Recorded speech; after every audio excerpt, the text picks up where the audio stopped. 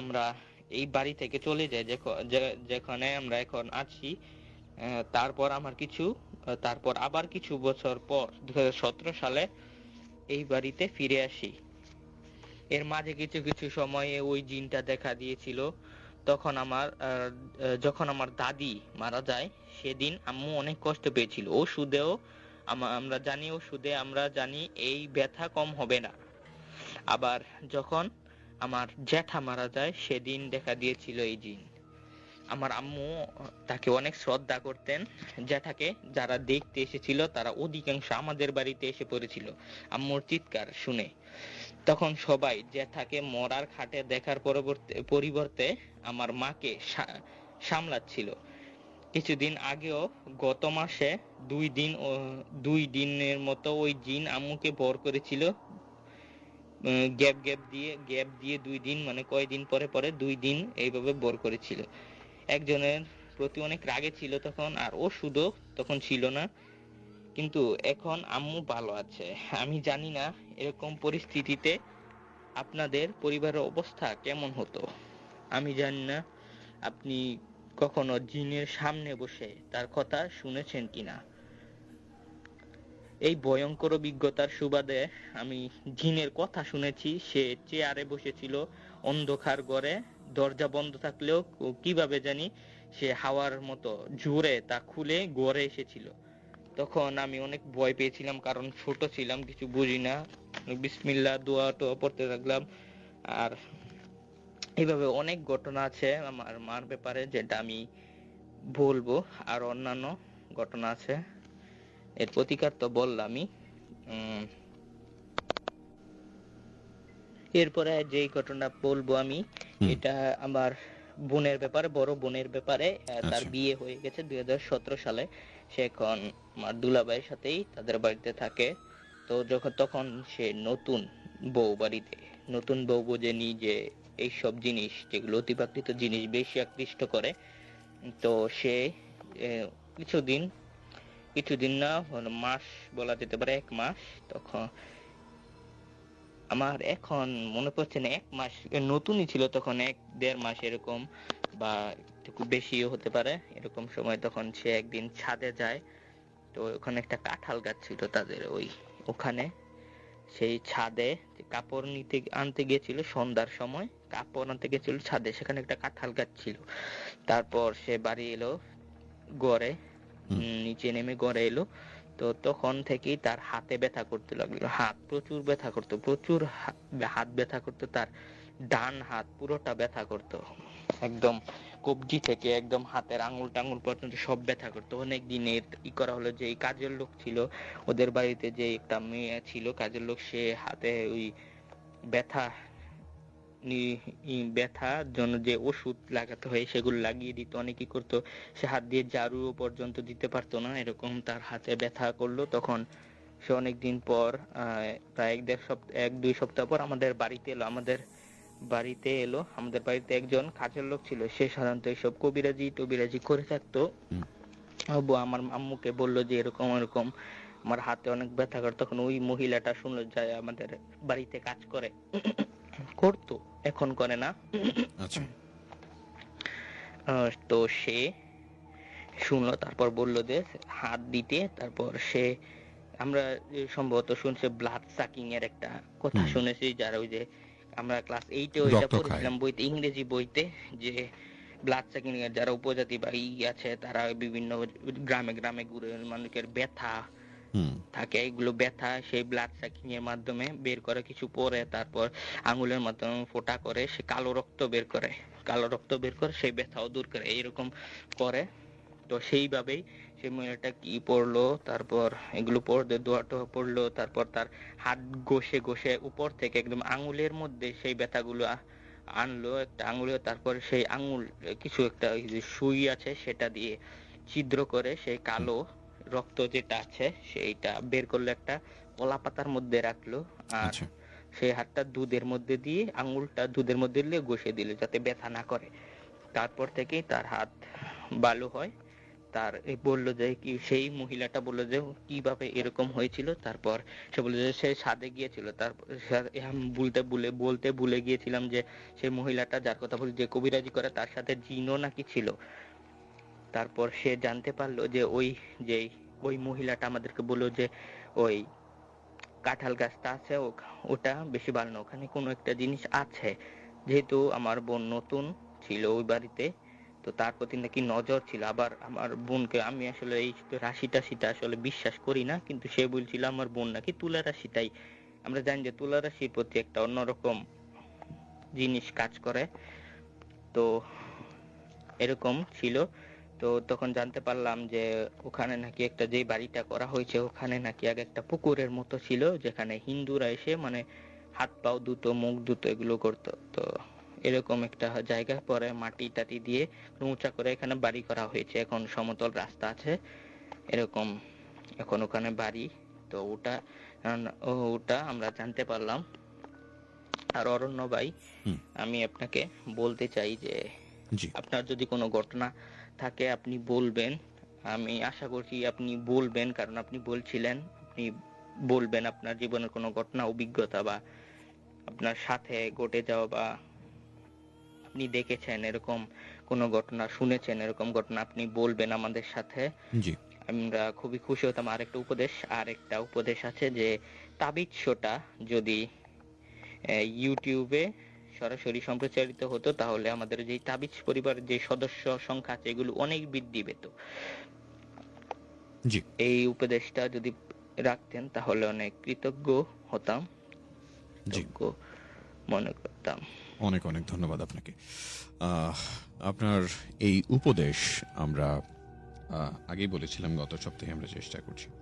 আজকে কিন্তু তাবিজের অডিও লাইভ হচ্ছে আমাদের ফেসবুকে, নিশ্চয়ই আপনি পেয়ে গেছেন। আশা করি সেই লাইভটিকে আপনি শেয়ার করে দেবেন, সব বন্ধুরা একসাথে আজকের আয়োজনটিকে উপভোগ করতে পারবেন। লাইভ স্ট্রিমিং এ যুক্ত হয়ে যেতে পারেন।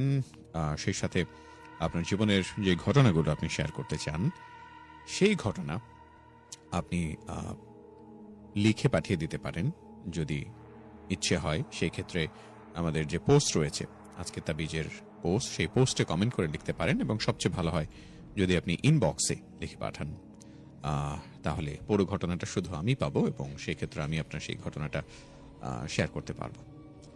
যারা আমাদের সাথে যুক্ত আছেন তারা আজকের এই আয়োজনটি উপভোগ করছেন নিশ্চয়ই, এবং আজকের এই তাবিজ লাইভটিকে নিশ্চয়ই আপনি শেয়ার করে দেবেন সব বন্ধুদের সাথে, সবাই যেন একসাথে আজকের আয়োজনটিকে উপভোগ করতে পারেন। 90 জন মানুষ এখন একসাথে আজকের আয়োজনটিকে শুনছেন। আশা করি সময়ের সাথে সাথে সেই সংখ্যাটা আরো বেড়ে যাবে। আমাদের সাথে যারা যুক্ত আছেন সবাইকে অনেক অনেক ধন্যবাদ আমাদের সাথে যুক্ত থাকবার জন্য। facebook.com/capitalfm 948 আমাদের এই অফিসিয়াল ভেরিফাইড পেজে আপনি যুক্ত হয়ে যাবেন এবং আপনার জীবনের সেই ঘটনা শেয়ার করবেন। এবারে আমরা আমাদের তাবিজের একটা গ্রুপ আছে, সেই গ্রুপ থেকে একটি ঘটনা আপনাদের সাথে শেয়ার করতে চাই, এবং সেই ঘটনাটি আমরা প্রথমেই আপনাদের সাথে উপস্থাপন করছি। জীবন চৌধুরী আমাদের নিয়মিত বন্ধু এই ঘটনাটি লিখে পাঠিয়েছেন। তিনি বলছেন, আসসালামু আলাইকুম ভাইয়া, আজকেও একটা ঘটনা শেয়ার করলাম, আশা করি পরে শোনাবা। আত্রাই, রানীনগর, নওগাঁ থানাটির নাম শুনে থাকবেন। 2005 সালের ঘটনা। তাদের মাঝে একজন মানুষ ছিলেন, এবং সেই এলাকার 11 জানুয়ারি 5 সন্ধ্যা 8টার সময় তাকে খুন করা হয়েছিল। রাত 12টার দিকে তার লাশটি মর্গে পৌঁছে, এবং লাশটি ফেরত আনার জন্য গাড়ি খোঁজার জন্য বাহির হলে গাড়ি মিল না। একসময় অসম্ভব হয়ে পড়ে, গাড়ি খুঁজেই পাওয়া যাচ্ছিল না। অবশেষে একজন ডোম বলেন যে একটি লোককে বলে চেষ্টা করতে পারা যায়। তো তাকে যখন পাওয়া গেল, সময় রাত 12:30 বা কিছু কম বেশি হবে। এখানে বলা দরকার যে তার বয়স 50 বছরের কাছাকাছি। সে একজন ভটভটির চালক, আর সে শুধু এই ধরনের লাশ বহন করত এবং মোটা অঙ্কের টাকা নিত। কিন্তু সেই লাশটিকে বহন করায় তার জীবনে অভিশপ্ত অধ্যায় হবে তা কিন্তু তার জানা ছিল না। যাই হোক, সেই লোকটিকে ডাকা হলো এবং লাশটি তার গাড়িতে উঠিয়ে দেওয়া হলো। তলায়, মানে হচ্ছে বাঁশের তৈরি যে বিছানা থাকে, তল্লা বলা হয় সেটাকে, সেটা দিয়ে মুড়ে দেওয়া হলো। তো গাড়িটি যখন ছাড়ার জন্য সেই লোকটিকে বলা হলো তখন প্রায় রাত 2টা বাজে এবং ইঞ্জিনটি যখন চালু করতে গেল অনেক টাইট হয়ে আছে ইঞ্জিনের চাকা। তো তিনি কিছুতেই সেটি চালু করতে পারলেন না। যারা লাশটি নিতে এসেছিলেন তাদের মধ্যেও 2-3 জন চেষ্টা করলো, কিন্তু পারছে না। তারপর তিনি হঠাৎ দেখলেন চাকার সাথে হাত আটকে আছে এবং সেই জন্য চালু হচ্ছে না। তো হাতটি তল্লা খুলে ভিতরে দিয়ে গোল করে তল্লাটি বেঁধে দেওয়া হলো। তারপর মেশিনটি চালু করে যাত্রা শুরু করলেন। তখন আনুমানিক রাত 2:30 বাজে। যে লোকটি শুধু লাশ বহন করেন সে যে খুব সাহসী হবে তা তো আর বলার অবকাশ রাখেই না। কেউ নেই গাড়িতে। লাশকে নিয়ে যারা গিয়েছিলেন ভয়ে কেউ গাড়ির সঙ্গে আসেননি। মর্গ থেকে গাড়িটি রাস্তায় চলা শুরু করল। শহরের মধ্যে রাস্তা মানুষ শূন্য, আর কুয়াশায় রাস্তার লাইটগুলো মৃদু দেখা যাচ্ছে। যে নদীটি নওগাঁ শহরকে 2 ভাগ করেছে সেই নদীর উপরে ব্রিজের মাঝামাঝি জায়গায় আসতেই গাড়িতে তিনি একটা ঝাঁকুনি অনুভব করলেন। গাড়ি থামালেন। মৃদু আলো, পিছন ফিরে দেখলেন লাশের বাঁধন খুলে পড়ে গেছে।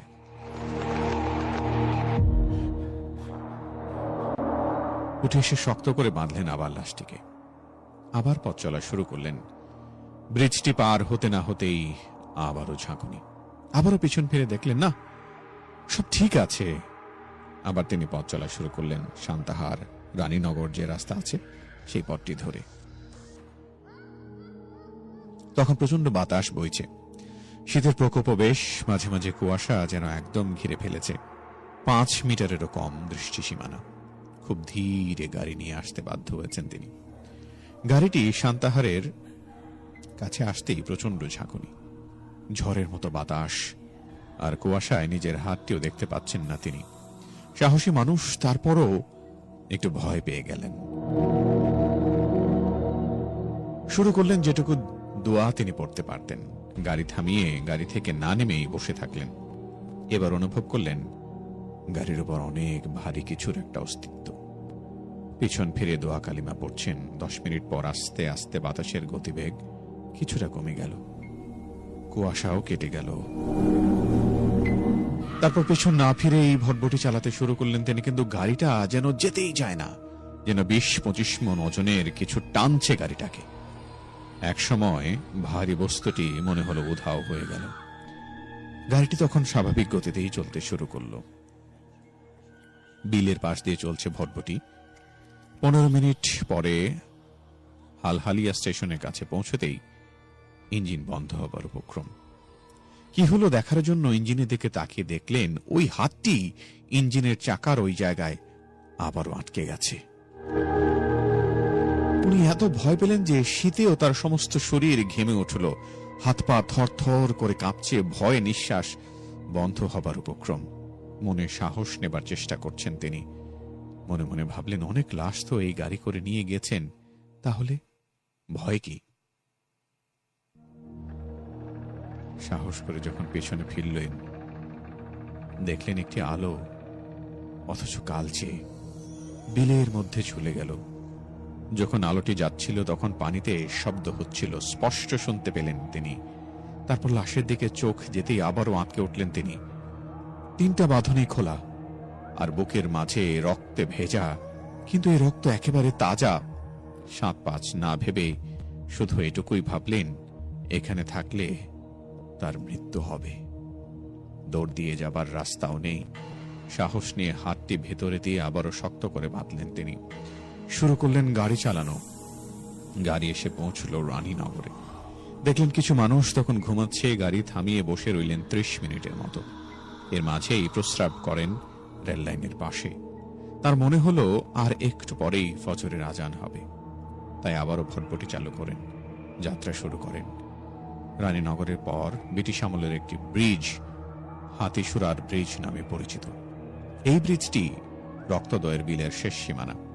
গাড়ি যখন সেখানে পৌঁছালো, ব্রিজের কাছে আসতেই ছাইলতে পরিবেশটি হয়েছিল ঠিক সেরকমই হল। এবারও চারিদিকে এত কুয়াশা যে ভটভটির লাইটে জ্বলছে কিনা বোঝা দায়। হঠাৎ পিঠে তিনি কারো স্পর্শ অনুভব করলেন। সমস্ত শিরা উপশিরা, চোখ কান সবকিছু দিয়ে গরম বাতাস বাহির হতে শুরু করল। কি করবেন ভেবে পাচ্ছেন না। আস্তে আস্তে স্পর্শটি তার বুকের দিকে আসছে। হাত দিয়ে ধরে দেখলেন সেই হাতটি তার গলার দিকে এগোচ্ছে। শত চেষ্টা করেও থামাতে পারছেন না। গাড়িটিও একবারে হঠাৎ করে থেমে গেল। হাতটি আটকাতে পারছেন না। এবার পেছন ফিরে দেখলেন লাশটি বসে থেকে তাকে ধরেছে। দু চোখে কিচ্ছু নেই, রক্ত গড়াচ্ছে, বুকটাও ফাঁকা। লাশের বসে থাকা দেখেই আনিসের প্রাণ বাহির হবার উপক্রম। দম বন্ধ হয়ে আসছে। শেষ চেষ্টায় দু হাত দিয়ে হাতটি ঝাঁকি মারেন তিনি। হাতটি সরে গেল। সঙ্গে সঙ্গে পিঠে এত জোরে থাপ্পড় মারল, তিনি মা বাবা বলে চিৎকার করতে লাগলেন। এরপর আরো এক থাপ্পড় মারল গাড়িতে। তখন তিনি অজ্ঞান হয়ে যান। যখন জ্ঞান ফিরল তখন প্রায় 13 দিন অতিবাহিত হয়ে গেছে। তখন রাজশাহী মেডিকেল হাসপাতালে বুকে পিঠে ব্যান্ডেজ। আরো কিছুদিন পর বাড়ি ফিরে আসেন তিনি, এবং অনেক অনেক মানুষ এই লোকটিকে দেখার জন্য ভিড় করেছিলেন। পিঠে এক থাবা মাংস নেই, আর তার বুকে এবং তার পাশে আগুনে পুড়ে গেল যেরকম হয় সেরকম সব ক্ষত। এই কথা গেল ছিল সেই লোকটি, আর সে কোনোদিন গাড়িতে লাশ বহন করেনি। এটাই ছিল আমার শোনা ঘটনা। ব্যাপারটা সেটা হলো বলেই 12টায় শশীশ রাগের মতো সব ভালো লাগে। নিশ্চয়ই এই বিষয়টি একটু ভাববেন। নিশ্চয়ই আজকে একজন অতিথি থাকবেন, তার ঘটনা আমরা শুনবো। এবং জীবন চৌধুরী, অসংখ্য ধন্যবাদ আমাদের সাথে যুক্ত থাকার জন্য। facebook.com/capitalfm948 আমাদের অফিসিয়াল ভেরিফাইড ফেসবুক পেজে নিশ্চয়ই আপনি যুক্ত আছেন, এবং তাবিজ অনুষ্ঠানে আপনার উপস্থিতি আমি দেখতে চাই। যারা এমন ঘটনা লিখে পাঠাতে চান তারা আমাদের ইনবক্সে লিখে পাঠিয়ে দিতে পারেন, যাতে করে পুরো ঘটনা আমরা একসঙ্গে আমাদের সব বন্ধুদের সামনে উপস্থাপন করতে পারি। চাইলে আপনি আপনার জীবনের ঘটনা আমাদেরকে অডিওতেও রেকর্ড করে পাঠিয়ে দিতে পারেন। তাহলে আপনার সেই ঘটনাটি আমি সবার সাথে শেয়ার করতে পারবো। ঠিক যেমন করে কিছুক্ষণ আগে আমাদের এক বন্ধুর অডিওটি আপনাদের সাথে শেয়ার করেছে। আজকের এই লাইভ সেশনটি আপনি নিশ্চয়ই শেয়ার করে দেবেন। তাবিজের লাইভ হচ্ছে ফেসবুকে, এবং এই লাইভটি সবাই মিলে একসাথে শেয়ার করে দেবেন, যাতে করে সব বন্ধুরা আজকের এই লাইভটি উপভোগ করতে পারেন। এই মুহূর্তে 100-এরও বেশি মানুষ আজকের এই তাবিজের লাইভে যুক্ত আছেন। যাই হোক, এর পরের ঘটনায় যাই। যারা আজকে আমাদেরকে ঘটনা পাঠাচ্ছেন তাদেরকে অসংখ্য অসংখ্য ধন্যবাদ। তবে ঘটনায় যাওয়ার আগে আজকে তাবিজে যে পোস্ট দেওয়া হয়েছিল, সেই পোস্টে যারা যুক্ত আছেন, যারা পোস্টটিকে শেয়ার করেছেন, তাদের নামগুলো বলতে চাই। রয়েছেন এমডি মাহিম রহমান, সেই সাথে সোহাগ হোসেন রয়েছেন জীবন চৌধুরী। FBFM নামক একটি চ্যানেল থেকে শেয়ার করা হয়েছে। সেই সাথে FBFM আবারও যুক্ত আছেন জীবন চৌধুরী। বরাবরের মতো বিভিন্ন গ্রুপে পেজে শেয়ার করছেন, যাতে করে সব বন্ধুরা একসাথে যুক্ত থাকতে পারেন আমাদের এই আয়োজনের সঙ্গে। সবাইকে অনেক অনেক ধন্যবাদ। অন্য যারা শেয়ার করবেন তাদের নাম নিয়েও ফিরবো। আর যে বাদশাহ নামক আছেন একজন, SB নামক একজন রয়েছেন, তিনি শেয়ার করছেন, অসংখ্য অসংখ্য ধন্যবাদ। তাবিজের আজকে যে লাইভ রয়েছে সেটিকেও নিশ্চয়ই শেয়ার করে দেবেন, সব বন্ধুরা একসাথে যেন আজকের আয়োজনটিকে উপভোগ করতে পারেন। হুমায়ুন আলী নূর আমাদের নিয়মিত বন্ধু, তিনি আমাদের সাথে যুক্ত আছেন। এর পরের ঘটনাটি তার, সেটি আপনার সাথে শেয়ার করব। এইটুকু সময়ের মধ্যে যারা যুক্ত থাকবেন, যারা আপনাদের জীবনের ঘটনা লিখে পাঠাতে চান, নিশ্চয়ই আমাদের যে পোস্ট রয়েছে সেই পোস্টে কমেন্ট করে জানাবেন। আর তাবিজ অনুষ্ঠানে সরাসরি অংশগ্রহণ করতে চাইলে আপনার আগ্রহের কথা ইনবক্সে লিখে জানান। সেই সাথে আপনি আপনার সেল নাম্বারটি দিয়ে দেবেন, যাতে করে আপনার সাথে যোগাযোগ করে এই অনুষ্ঠানে আপনাকে আমন্ত্রণ জানাতে পারি। আরো একবার বলছি, যদি পুরো ঘটনা একসাথে লিখে পাঠাতে চান তাহলে ইনবক্সে পাঠানোটাই সবচেয়ে বুদ্ধিমানের কাজ। আমি ঘটনায় যাওয়ার আগে কিছু বন্ধুর কমেন্ট পড়ে নিতে চাই। দারুল বাহার রয়েছেন, প্রতি সপ্তাহে তিনি শোনেন, শ্রীপুর মাওনা থেকে আছেন। নাদিয়া ইসলাম নয়ন রয়েছেন, ভয় লাগে দেখতে, নিশ্চয়ই আজকে যুক্ত থাকবেন তিনি। সোহাগ হোসেন রয়েছেন, পুরোটা সময় জুড়ে যুক্ত থাকবেন জানিয়েছেন। কানিজ ফাতেমা রিয়া বলছেন, কেমন আছেন? ভালো আছি। যাত্রাবাড়ি থেকে শুনছেন তাহসান আহমেদ, সেই সাথে কেমন আছো তাবিজ শো আমার অনেক ভালো লাগে, চোখের তারা তুই, প্রতি সপ্তাহের মতো যুক্ত হয়েছেন সিয়াম সরকার। সেই সাথে আমাদের আজকে যে লাইভ স্ট্রিমিং হয়েছে সেই লাইভ স্ট্রিমিং এ যারা এই মুহূর্তে যুক্ত আছেন তিনি বলছেন আরো গল্প চাই। ইসরাফিল আহমেদ সিফাত জয়েন করেছেন। আফজাল আহমেদ বলছেন মুন্সিগঞ্জ থেকে। জায়েদ আছেন, সেই সাথে এমডি সাজ্জাদকে দেখতে পাচ্ছি, তিনি যুক্ত হয়েছেন। জীবন চৌধুরী তাবিজের যে গ্রুপ রয়েছে সেই গ্রুপের লিঙ্ক পাঠাচ্ছেন। শেখ শিহাব আছেন আমাদের সাথে, সেই সাথে নতুন বন্ধু হিসেবে সুমাইয়া আফরিন আনিকাকে দেখতে পাচ্ছি। খুরশেদ আলম যুক্ত হয়েছেন, অসংখ্য ধন্যবাদ জানাচ্ছি খুরশেদ আলম আপনাকে। ফারিহা ফেরদৌসি বলছেন আসসালামু আলাইকুম। ওয়ালাইকুম আসসালাম। অর্ণব ঘোষ রয়েছেন। এমডি রিপন ব্যাকগ্রাউন্ড মিউজিকটা অসাম বলছেন, ভালো লাগা থেকে ভালোবাসা নামক আইডি থেকে জানানো হয়েছে, কেমন আছেন? জি আলহামদুলিল্লাহ ভালো আছি। সায়দ মাহিম রয়েছেন, হ্যালো জানিয়েছেন। হাবিব পারভেজ শিশির, সেই সাথে আফরিন আনিকা রয়েছেন আমাদের সাথে, আছেন ফারুক। আমি আছি বাড্ডা থেকে মোহাম্মদ মতিন, অসংখ্য ধন্যবাদ মতিন আপনাকে। আফরিন ইভান রয়েছেন, ধন্যবাদ ভাইয়া লাইভ শো করার জন্য। জি আপনাকেও ধন্যবাদ। লাইভ শোটি শেয়ার করে দেবেন সব বন্ধুদের সাথে, সবাই যেন একসাথে উপভোগ করতে পারেন। আরমান মন্ডল রয়েছেন, আল আমিন রয়েছেন, কেমন আছেন? মনির মোল্লা রয়েছেন, অসংখ্য অসংখ্য ধন্যবাদ আপনাকে সহ সব বন্ধুকে যারা যুক্ত আছেন। এই মুহূর্তে 100-র বেশি মানুষ একসঙ্গে এই লাইভটিকে দেখছেন। এটি আরো আমরা প্রত্যাশা করি অন্তত 200, 300, 500 মানুষ একসাথে আজকের আয়োজনটিকে উপভোগ করবেন। যাই হোক, পরের ঘটনায় যাই।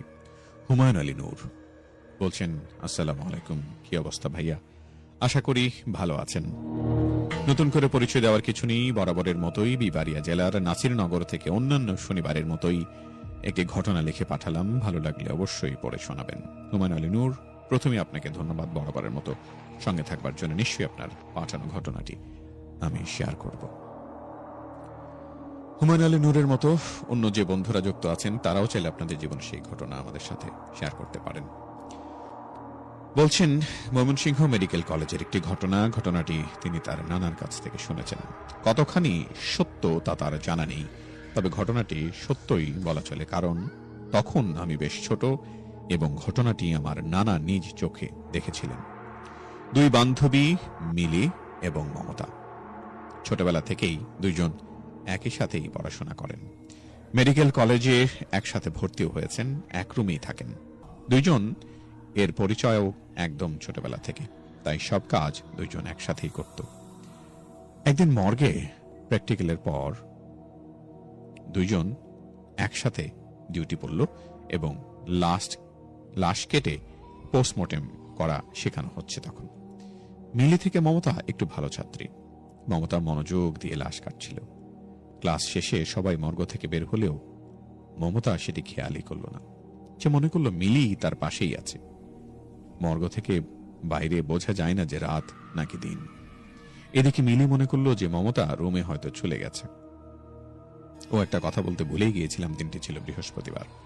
শুক্রবার কলেজ বন্ধ থাকে। এই দিকে মমতাকে ভিতরে রেখে মর্গের দরজা বন্ধ করে দেয়া হয়। শনিবার মর্গের দরজা খুলতে গিয়ে ভেতরে অস্বাভাবিক শব্দ শোনা যায়। ভিতরে গিয়ে যা দেখা যায় তা হলো মমতা অস্বাভাবিক আচরণ করছে। ওকে দেখতে অনেকখানি হিংস্র প্রাণীর মতো লাগছে। ওর মাথার চুল সাদা হয়ে গেছে এবং মর্গে যত লাশ ছিল সব কয়টা ছিল ছিন্ন ভিন্ন। মমতাকে দেখে চেনাই যাচ্ছিল না। যাকে দেখছিল তাকেই আক্রমণ করছিল। শেষ পর্যন্ত মমতাকে গুলি করে মারা হয়। মমতাকে মারতে গুলি লেগেছিল 11টি। এই ঘটনা 2 মাস পর মিলি আত্মহত্যা করে, কারণ মিলি মনে করত মমতা ওর কারণেই মারা গিয়েছে। ওই মর্গে এরপর কখনো কোনো ক্লাস হয়নি। আশা করি ছোট্ট একটি ঘটনা হলেও সবার ভালো লেগেছে। ভালো থাকবেন ভাইয়া। ঘটনাটি পরে শোনানোর জন্য অসংখ্য ধন্যবাদ। এবং শেষে তিনি বলেছেন, ভাইয়া আমার এক ফ্রেন্ড খুবই অসুস্থ, ওর জন্য সবার কাছে দোয়া প্রার্থী। হুমায়ুন আলী নূরের যে বন্ধু অসুস্থ, নিশ্চয়ই আমরা সবাই মিলে তার জন্য দোয়া করব, তিনি যেন খুব তাড়াতাড়ি সুস্থ হয়ে যান। অনেকেই আছেন অসুস্থতার কথা জানিয়েছেন। সৃষ্টিকর্তার কাছে প্রার্থনা করি যেন সবার অসুস্থতা আল্লাহ তাআলা খুব তাড়াতাড়ি দূর করে দেন, সবাই যেন ভালো থাকেন। হুমায়ুন আলী নূর, আপনাকে অসংখ্য অসংখ্য ধন্যবাদ। তাবিজ অনুষ্ঠানে যারা যুক্ত আছেন তাদের সবাইকে বলছি, আজকের তাবিজ অনুষ্ঠান লাইভ হচ্ছে। আমরা একসাথে আমাদের এই আয়োজনটিকে উপভোগ করতে পারছি ফেসবুকে, পাশাপাশি আজকের অডিওতেও কিন্তু স্ট্রিমিং হচ্ছে। সো ফেসবুকের এই অডিও লাইভটিও আপনি সব বন্ধুদের সাথে শেয়ার করে দেবেন প্রত্যাশা করি। যারা যুক্ত আছেন তাদের মধ্যে শিশিরকে দেখতে পাচ্ছি, শিশিরই মাত্র যুক্ত হয়েছেন। এমডি সাজ্জাদ বলছেন, সেই সাথে জীবন চৌধুরী, সুমাইয়া আফরিন বলছেন নাইস স্টোরি। ফাহিম খান বলছেন ভাইয়া কমেন্ট পড়ো না কেন? ফাহিম খান অসংখ্য ধন্যবাদ। যদিও এটা কমেন্ট পড়ার শো নয়, তারপর আমি চেষ্টা করি আমাদের বন্ধুদের জন্য যেহেতু আয়োজন, তাদের নামগুলো অন্তত উচ্চারণ করতে। সাব্বির আহমেদ রিফাত আছেন কম্বলের নিচ থেকে, তিনি শুনছেন। ইউটিউবে তাবিজ অনুষ্ঠান দিয়ে নিশ্চয়ই ফয়সাল চৌধুরী জানিয়েছেন। খালেদা সুবর্ণা বলছেন জাস্ট অসাধারণ লাগছে। অসংখ্য ধন্যবাদ খালেদা সুবর্ণা আপনাকে। ইতিহাসের অল্প কথা মারিয়া নামক একজন আছেন আমাদের সাথে, আসসালামু আলাইকুম বলছেন। মোহাম্মদ জাফর হামিদুর রহমান আছেন গাজীপুর থেকে। জেরিন তাসনিমকে দেখতে পাচ্ছি। দোলা দেওয়ান বলছেন অসাধারণ ছিল। তানভীর মাহমুদকে দেখতে পাচ্ছেন, ঘটনা কিভাবে পাঠাবেন জিজ্ঞেস করেছেন। ঘটনা পাঠানোর জন্য সবচেয়ে ভালো মাধ্যম হচ্ছে আমাদের ইনবক্সে আপনি লিখে পাঠিয়ে দেবেন, তাহলে কিন্তু পুরো ঘটনা আমরা একসাথে পেয়ে যাব এবং আশা করি সেই ঘটনাটি আমি সবার সাথে শেয়ার করতে পারবো। সবচেয়ে ভালো হয় যদি আপনি অডিওতে রেকর্ড করে পাঠিয়ে দেন, তাহলে আপনার পাঠানো ঘটনা আমি অডিওতে সবার সাথে শেয়ার করতে পারবো। আপনার কণ্ঠে সবাই আপনার ঘটনা শুনতে পারবেন। ফারিহা তৃষা রয়েছেন, সাথে আছেন তিনি, সেই সাথে কিছুটা ভয়ে আছেন ইউনিক নাহিদ রয়েছেন, হৃদয় খান রয়েছেন, মোহাম্মদ রাইসান ইসলাম অসাধারণ জানিয়েছেন। অসংখ্য অসংখ্য ধন্যবাদ। তাবিজ লাইভ হয় জানতেন না, আরাফ মাহমুদ জাফর জানিয়েছেন যে এখন থেকে লাইভ হচ্ছে। কবরস্থানের ঘটনা শুনতে চান, সেই সাথে শুভ আছেন, শুভ ঘোষ দ্বীপ, তিনি তাবিজের নতুন বন্ধু। স্বপ্নের ফেরেওয়ালা আছেন কেরানীগঞ্জ থেকে। ফাহিম খান রয়েছেন, কমেন্ট ঘটনা পাঠানো যাবে, নিশ্চয়ই কমেন্টেও ঘটনা পাঠানো যাবে। আমাদের যে পোস্ট রয়েছে সেই পোস্টে আপনি কমেন্ট করে পাঠালে আমি আপনার পুরো ঘটনা পেয়ে যাব, এবং যদি আপনি ইনবক্সে পাঠান সেটাই সবচেয়ে বুদ্ধিমানের কাজ হবে। যাই হোক, এবারে আমরা পরের ঘটনায় যাই। আমাদের সাথে যারা যুক্ত আছেন তাদের মধ্যে MH হাবিবুল্লাহ ফারাবি আমাদের নিয়মিত বন্ধু, তিনি পাঠিয়েছেন এর পরের ঘটনাটি, সেটি আপনার সাথে শেয়ার করছি।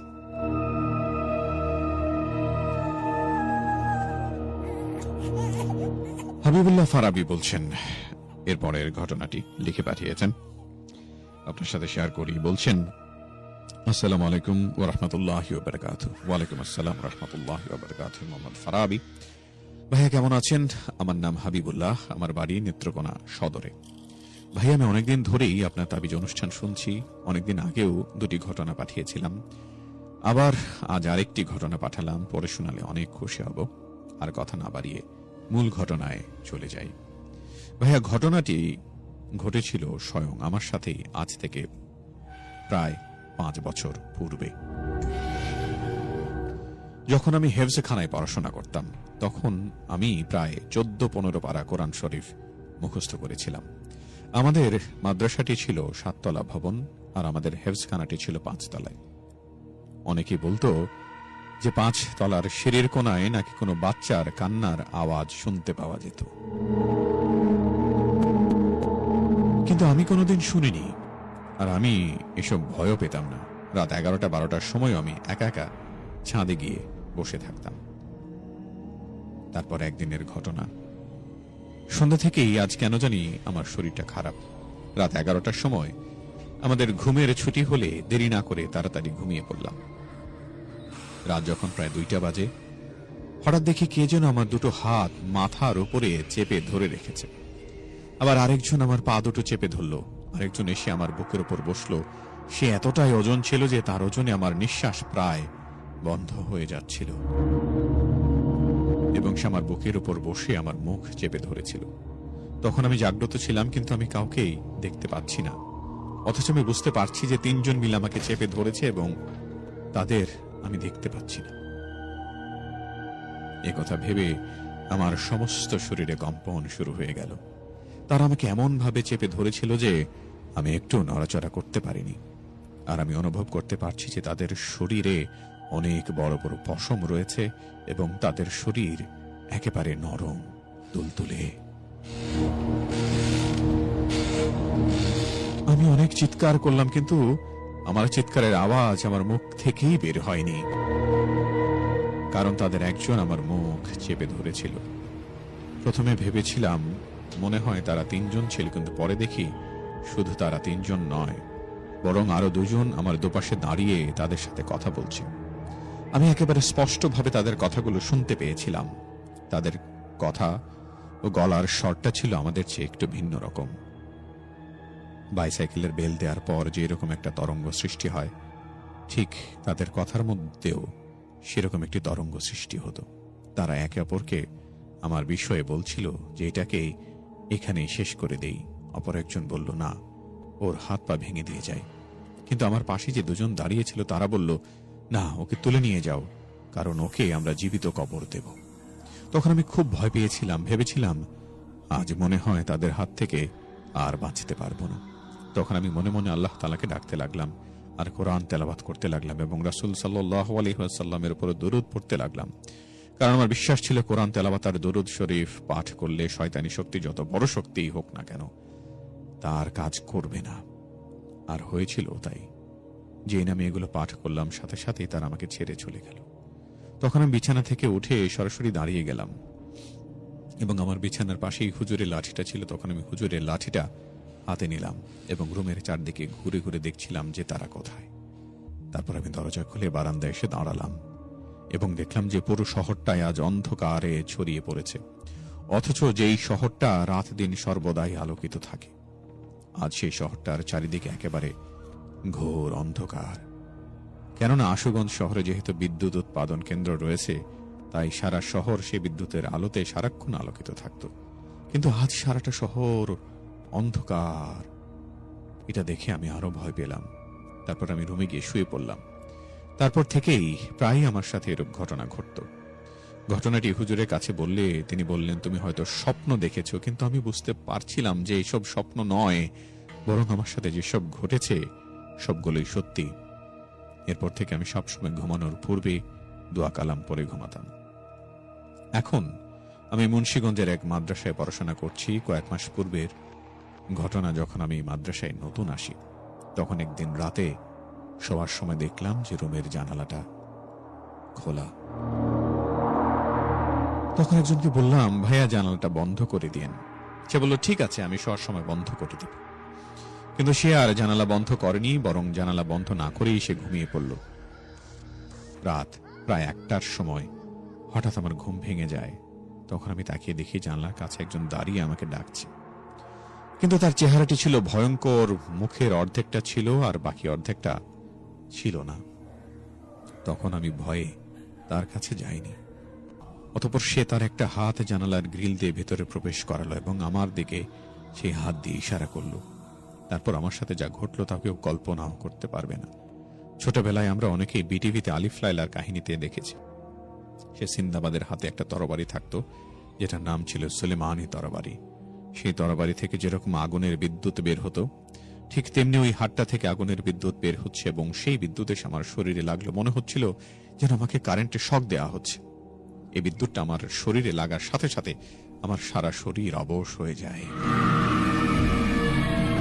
আমি একটু নড়াচড়া করতে পারছি না এবং আমি আমার সমস্ত শক্তি দিয়ে চিৎকার করলাম, কিন্তু আমার চিৎকারের আওয়াজ আমি আমার নিজের কানেই শুনতে পাইনি। আর সেই ভয়ঙ্কর অবয়বটা এত জোরে জোরে হাসছিল যে মনে হচ্ছিল তার হাসির আওয়াজ আমার কানের পর্দাটা ফেটে যাবে। তখন আমি নিরুপায় হয়ে দু চোখ দিয়ে শুধু অশ্রু ছড়াতে লাগলাম। মুখে কিছু বলতেও পারছিলাম না। অনেকক্ষণ পর আমি অনেক কষ্টে সূরা ইয়াসিন এবং দরুদ শরীফ পাঠ করলাম। তারপর তাকিয়ে দেখি সেই অবয়বটা আর নেই। তারপর আমি উঠে বসলাম এবং সমস্ত শরীর দোয়া পরে বেঁধে নিলাম। তারপর আর কোনো সমস্যা হয়নি। এই ছিল আমার আজকের ঘটনাটা। আমার ঘটনাটি পড়ে শোনানোর জন্য আপনাকে অনেক ধন্যবাদ। ভাই, আমার জন্য দোয়া করবেন যেন আমি একজন ভালো আলেম হয়ে সারা জীবন জাতির কল্যাণে কাজ করতে পারি। আর আমি আপনার জন্য দোয়া করি যেন আপনিও সারা জীবন মানুষের কল্যাণে কাজ করতে পারেন। আজকের মতো এখানে বিদায়। আসসালামু আলাইকুম ওয়া রাহমাতুল্লাহ। ওয়ালাইকুম আসসালাম। হাবিবুল্লাহ ফারাবি অনেক বড় একটি ঘটনা অনেক কষ্ট করে লিখে পাঠিয়েছেন। সেজন্য আমাদের নিয়মিত বন্ধুদের কাছ থেকে প্রত্যাশা করি, যারা তাবিজ অনুষ্ঠানে প্রত্যেক সপ্তাহে যুক্ত থাকেন, যারা আমার সাথে যুক্ত থাকেন, তারা নিশ্চয়ই আজকের এই আয়োজনটিকে শেয়ার করে দেবেন, যাতে করে সব বন্ধুরা একসাথে আমাদের আয়োজনটিকে উপভোগ করতে পারেন। ফেসবুকে যারা যুক্ত আছেন তারা নিশ্চয়ই আজকের এই তাবিজ অনুষ্ঠানের লাইভ স্ট্রিমিংটি দেখতে পাচ্ছেন, কিন্তু যারা এখনো শেয়ার করছেন না তাদেরকে বলবো আয়োজনটিকে আজকের এই লাইভ স্ট্রিমিংটিকে আপনি শেয়ার করে দিন, যাতে করে সব বন্ধুরা একসাথে তাবিজ অনুষ্ঠানটিকে উপভোগ করতে পারেন। অনেক অনেক ধন্যবাদ প্রত্যেককেই যারা শেয়ার করছেন। তাদের নামগুলো বলতে চাই। হুমায়ুন আলী নূর শেয়ার করেছেন, শফিকুল ইসলাম রয়েছেন, সেই সাথে জীবন চৌধুরী শেয়ার করছেন বিভিন্ন পেজে, বিভিন্ন গ্রুপে। অনেক অনেক ধন্যবাদ আপনাকে। মিরাজ আহমেদ রানা তিনি শেয়ার করছেন FBFM, সেই সাথে রয়েছেন আরও বেশ কিছু বন্ধু। জীবন চৌধুরীকে আবারও দেখতে পাচ্ছি, তিনি আবারও শেয়ার করছেন, অনেক অনেক ধন্যবাদ। আরও যারা রয়েছেন সবাইকে অসংখ্য ধন্যবাদ। পরের ঘটনায় যাই, তবে তার আগে কিছু কমেন্ট করে নিতে চাই। এমন কিছু শোনান যাতে অনেক ভয় লাগে। নিশ্চয়ই আমাদের প্রত্যেকটি ঘটনাই আমাদের বন্ধুদের পাঠানো ঘটনা, আশা করি আপনাদের ভালো লাগবে। রয়েছেন সুমাইয়া আফরিন নারায়ণগঞ্জ থেকে, সাথে আছেন রহমত আলী আছেন, তার ভয় লাগছে বলছেন। তানজিল তন্নি রয়েছেন, সেই সাথে হৃদয় খান রয়েছেন, তিনি ভয়ের ঘটনা আরো শুনতে চান। আরাফ মাহমুদ জাফর রয়েছেন, সেই সাথে রয়েছেন আরিফুল ইসলাম নীরব রয়েছেন, মানিক শাহজাহান, মোট 4 জন করে শুনছেন তাবিজ। সেই সাথে রয়েছেন নীরব, এবং এই মুহূর্তে আপনি যুক্ত আছেন ক্যাপিটাল FM 94.8 এর শনিবারের বিশেষ আয়োজন তাবিজে। জাহান অরণ্য আছি আপনার সাথে। MD এ রয়েছেন, ভাইয়া কেমন আছেন? জি আলহামদুলিল্লাহ ভালো আছি। রয়েছেন মোহাম্মদ রিফাত, ভাইয়া কেমন আছেন? আলহামদুলিল্লাহ ভালো আছি। শিজুকা বলছেন। আরাফ মাহমুদ ভাইয়া শেয়ার করেছেন, জি আরাফ মাহমুদ আপনাকে অসংখ্য ধন্যবাদ শেয়ার করেছেন সেই জন্য। শুভ ঘোষ রয়েছেন, অভিমানী মন তিনি কমেন্ট করেছেন, কমেন্ট পড়ার জন্য বলেছেন। শাওন আছেন টঙ্গী থেকে, সেই সাথে সোহাগ শেখ রয়েছেন। আরাফ জানতে চেয়েছেন আমার নাম জাহান অরণ্য। নীলাদ্রি আরেফিন রয়েছেন, সেই সাথে শাহরিয়ার শাহেদ, হৃদয় রয়েছেন, সোহাগ শেখ সহ আরো অনেক অনেক বন্ধু। সবাইকে অসংখ্য ধন্যবাদ। সেই সাথে প্রত্যাশা করব আজকের লাইভটিকে যেন আপনারা শেয়ার করে দেন, যাতে করে সব বন্ধুরা একসাথে আজকের আয়োজনটিকে উপভোগ করতে পারেন। আমাদের সাথে ইনবক্সে যুক্ত আছেন বেশ কিছু বন্ধু। আরিফ ইসলাম নয়ন যুক্ত হয়েছেন কিছুক্ষণ আগে। হুমায়ুন আলী নূর রয়েছেন, তিনি ঘটনা পাঠিয়েছেন এবং তার বন্ধু অসুস্থ, সেই জন্য তিনি দোয়া চেয়েছেন। আমাদের জীবন চৌধুরী তিনি যুক্ত আছেন আমাদের সাথে, অসংখ্য অসংখ্য ধন্যবাদ। আরো যে বন্ধুরা যুক্ত হচ্ছেন তাদের সবার জন্য রইল শুভকামনা, সবার জন্য রইল ভালোবাসা। ঠিক এমন করে আমাদের সাথে যুক্ত থাকবেন এবং আপনার জীবনের সেই ঘটনাটি শেয়ার করবেন যে ঘটনাটি আপনি প্রত্যক্ষ করেছেন অথবা কখনো কারো কাছ থেকে শুনেছেন, সেই অতিপ্রাকৃত ঘটনা যার কোনো ব্যাখ্যা বিশ্লেষণ আপনার কাছে নেই, ছিল না। চেষ্টা করেছেন, খুঁজে দেখেছেন সেই ঘটনা কেন ঘটেছে, এর পেছনের কারণ কি। এমন সব ব্যাখ্যা বিশ্লেষণেও আপনি তার কোনো সমাধান করতে পারেননি। নিশ্চয়ই সেই ঘটনাগুলো এক এক করে শেয়ার করবেন। facebook.com/capitalfm 948 আমাদের এই অফিসিয়াল ভেরিফাইড ফেসবুক পেজে যুক্ত হয়ে আজকের তাবিজ অনুষ্ঠানে যে পোস্ট রয়েছে সেখানেও আপনি চাইলে কমেন্টে আপনার ঘটনা লিখে পাঠিয়ে দিতে পারেন। যারা যুক্ত আছেন তাদের মধ্যে অনেক বন্ধুকেই দেখতে পাচ্ছি রয়েছেন আমাদের সাথে। নীলা সুলতানা, ধন্যবাদ ভাইয়া, লাইভ শো আবারও চালু করার জন্য, এভাবেই সবসময় লাইভ যেন হয় প্রত্যাশা করবো। হুমায়ুন আলী নূর, আপনাকে অসংখ্য ধন্যবাদ এই লাইভের জন্য। ভাইয়া আমার ঘটনাটা রেকর্ড করে কোথায় পাঠাবো? রিপন বলছেন আমাদের ফেসবুকের ইনবক্সে পাঠিয়ে দেবেন, একেবারে সহজ। ফেসবুক, আপনি যেই ফেসবুক পেজে এখন যুক্ত আছেন, যেখানে আপনি কমেন্ট করেছেন, সেখানে ইনবক্সে অডিওতে শুধু রেকর্ড করে আপনি পাঠিয়ে দেবেন, তাহলে সেটা আমার কাছে এসে পৌঁছে যাবে। হাফেজ কারি নুরুদ্দিন আছেন, লাভ ইউ ভাই, জি আপনার জন্য অনেক অনেক ভালোবাসা। মিরপুর 11 নম্বর থেকে হৃদয় খান, হৃদয় রয়েছেন।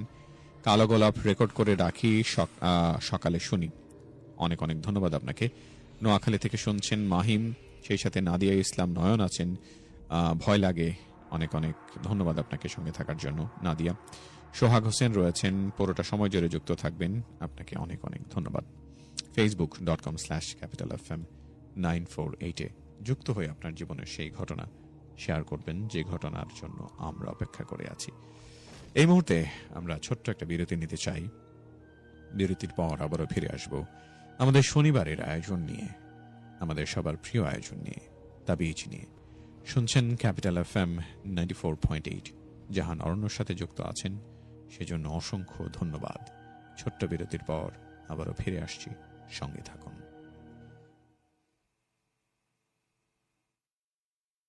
Capital FM. The Beach. Hello, my love. Hello, my love. Hello, my love. Hello, my love. Yes, my love. আমি আছি তো। আপনার সকালে। প্রতিটি সকাল হোক ভালোবাসাময়। Good morning capital with RJ Marshia, রবি থেকে বৃহস্পতি প্রতিদিন সকাল 7:30 থেকে 11টা, only on Capital FM 94.8.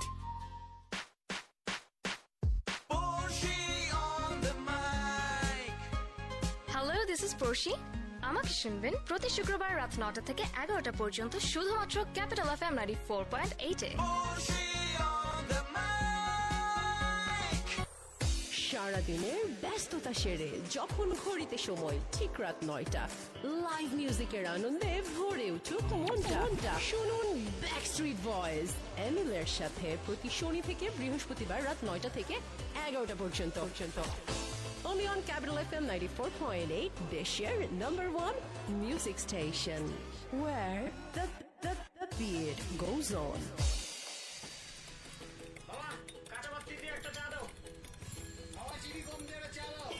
কি জাহিদ মিয়া, ব্যবসা কেমন চলে? ব্যবসা তো আপনাকে দোয়ায় খুবই ভালো চলে। আরে বাহ, তোমার দোকানে দেখি রেডিও আছে, ওইটা কেমন চলে? ওইটা চলে কিন্তু চালাই না। কেন? এখনকার গান কি শোনার মতো কিছু হয়? খালি চিল্লা পাল্লা, ওই একই কথা একই সুর। গান আছিল আমগো সময়, এখন সেই দিনও নাই, সেই গানও নাই। এখন সেই দিন নাই ঠিক আছে, কিন্তু সেই গান এখনো আছে।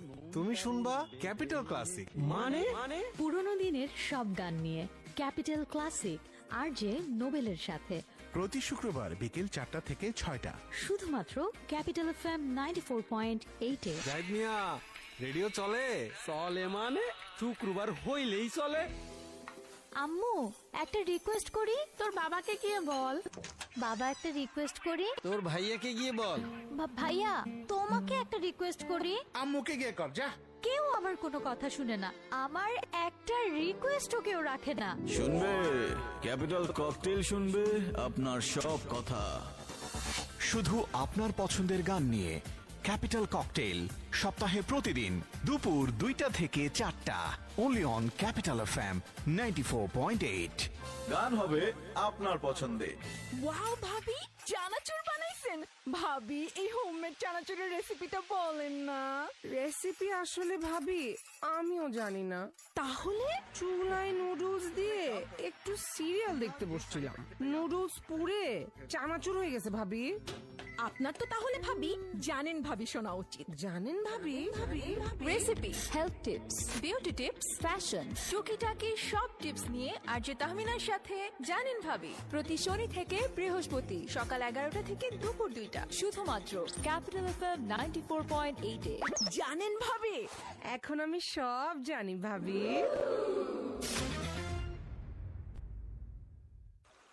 আচ্ছা, মানুষ ভালোবাসে কেন?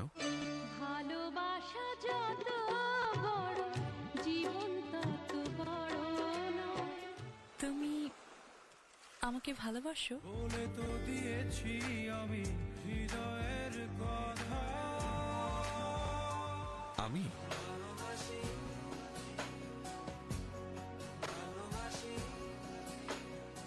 জানো, মাঝে মাঝে আমার মনে হয় আমি বারবার হাজারবার তোমাকে চাই। আচ্ছা ধরো, যদি আমি আকাশ হয়ে যাই?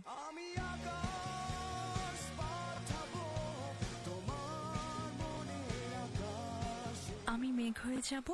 যদি তুমি নীল আকাশ, আমি মেঘ হব। ক্যাপিটাল এফএম এর বিশেষ আয়োজন তুমি আমি আর গান, আরজে অরণ্যের সাথে রবি থেকে মঙ্গল রাত 11টা থেকে 1টা। Capital FM. The Beach.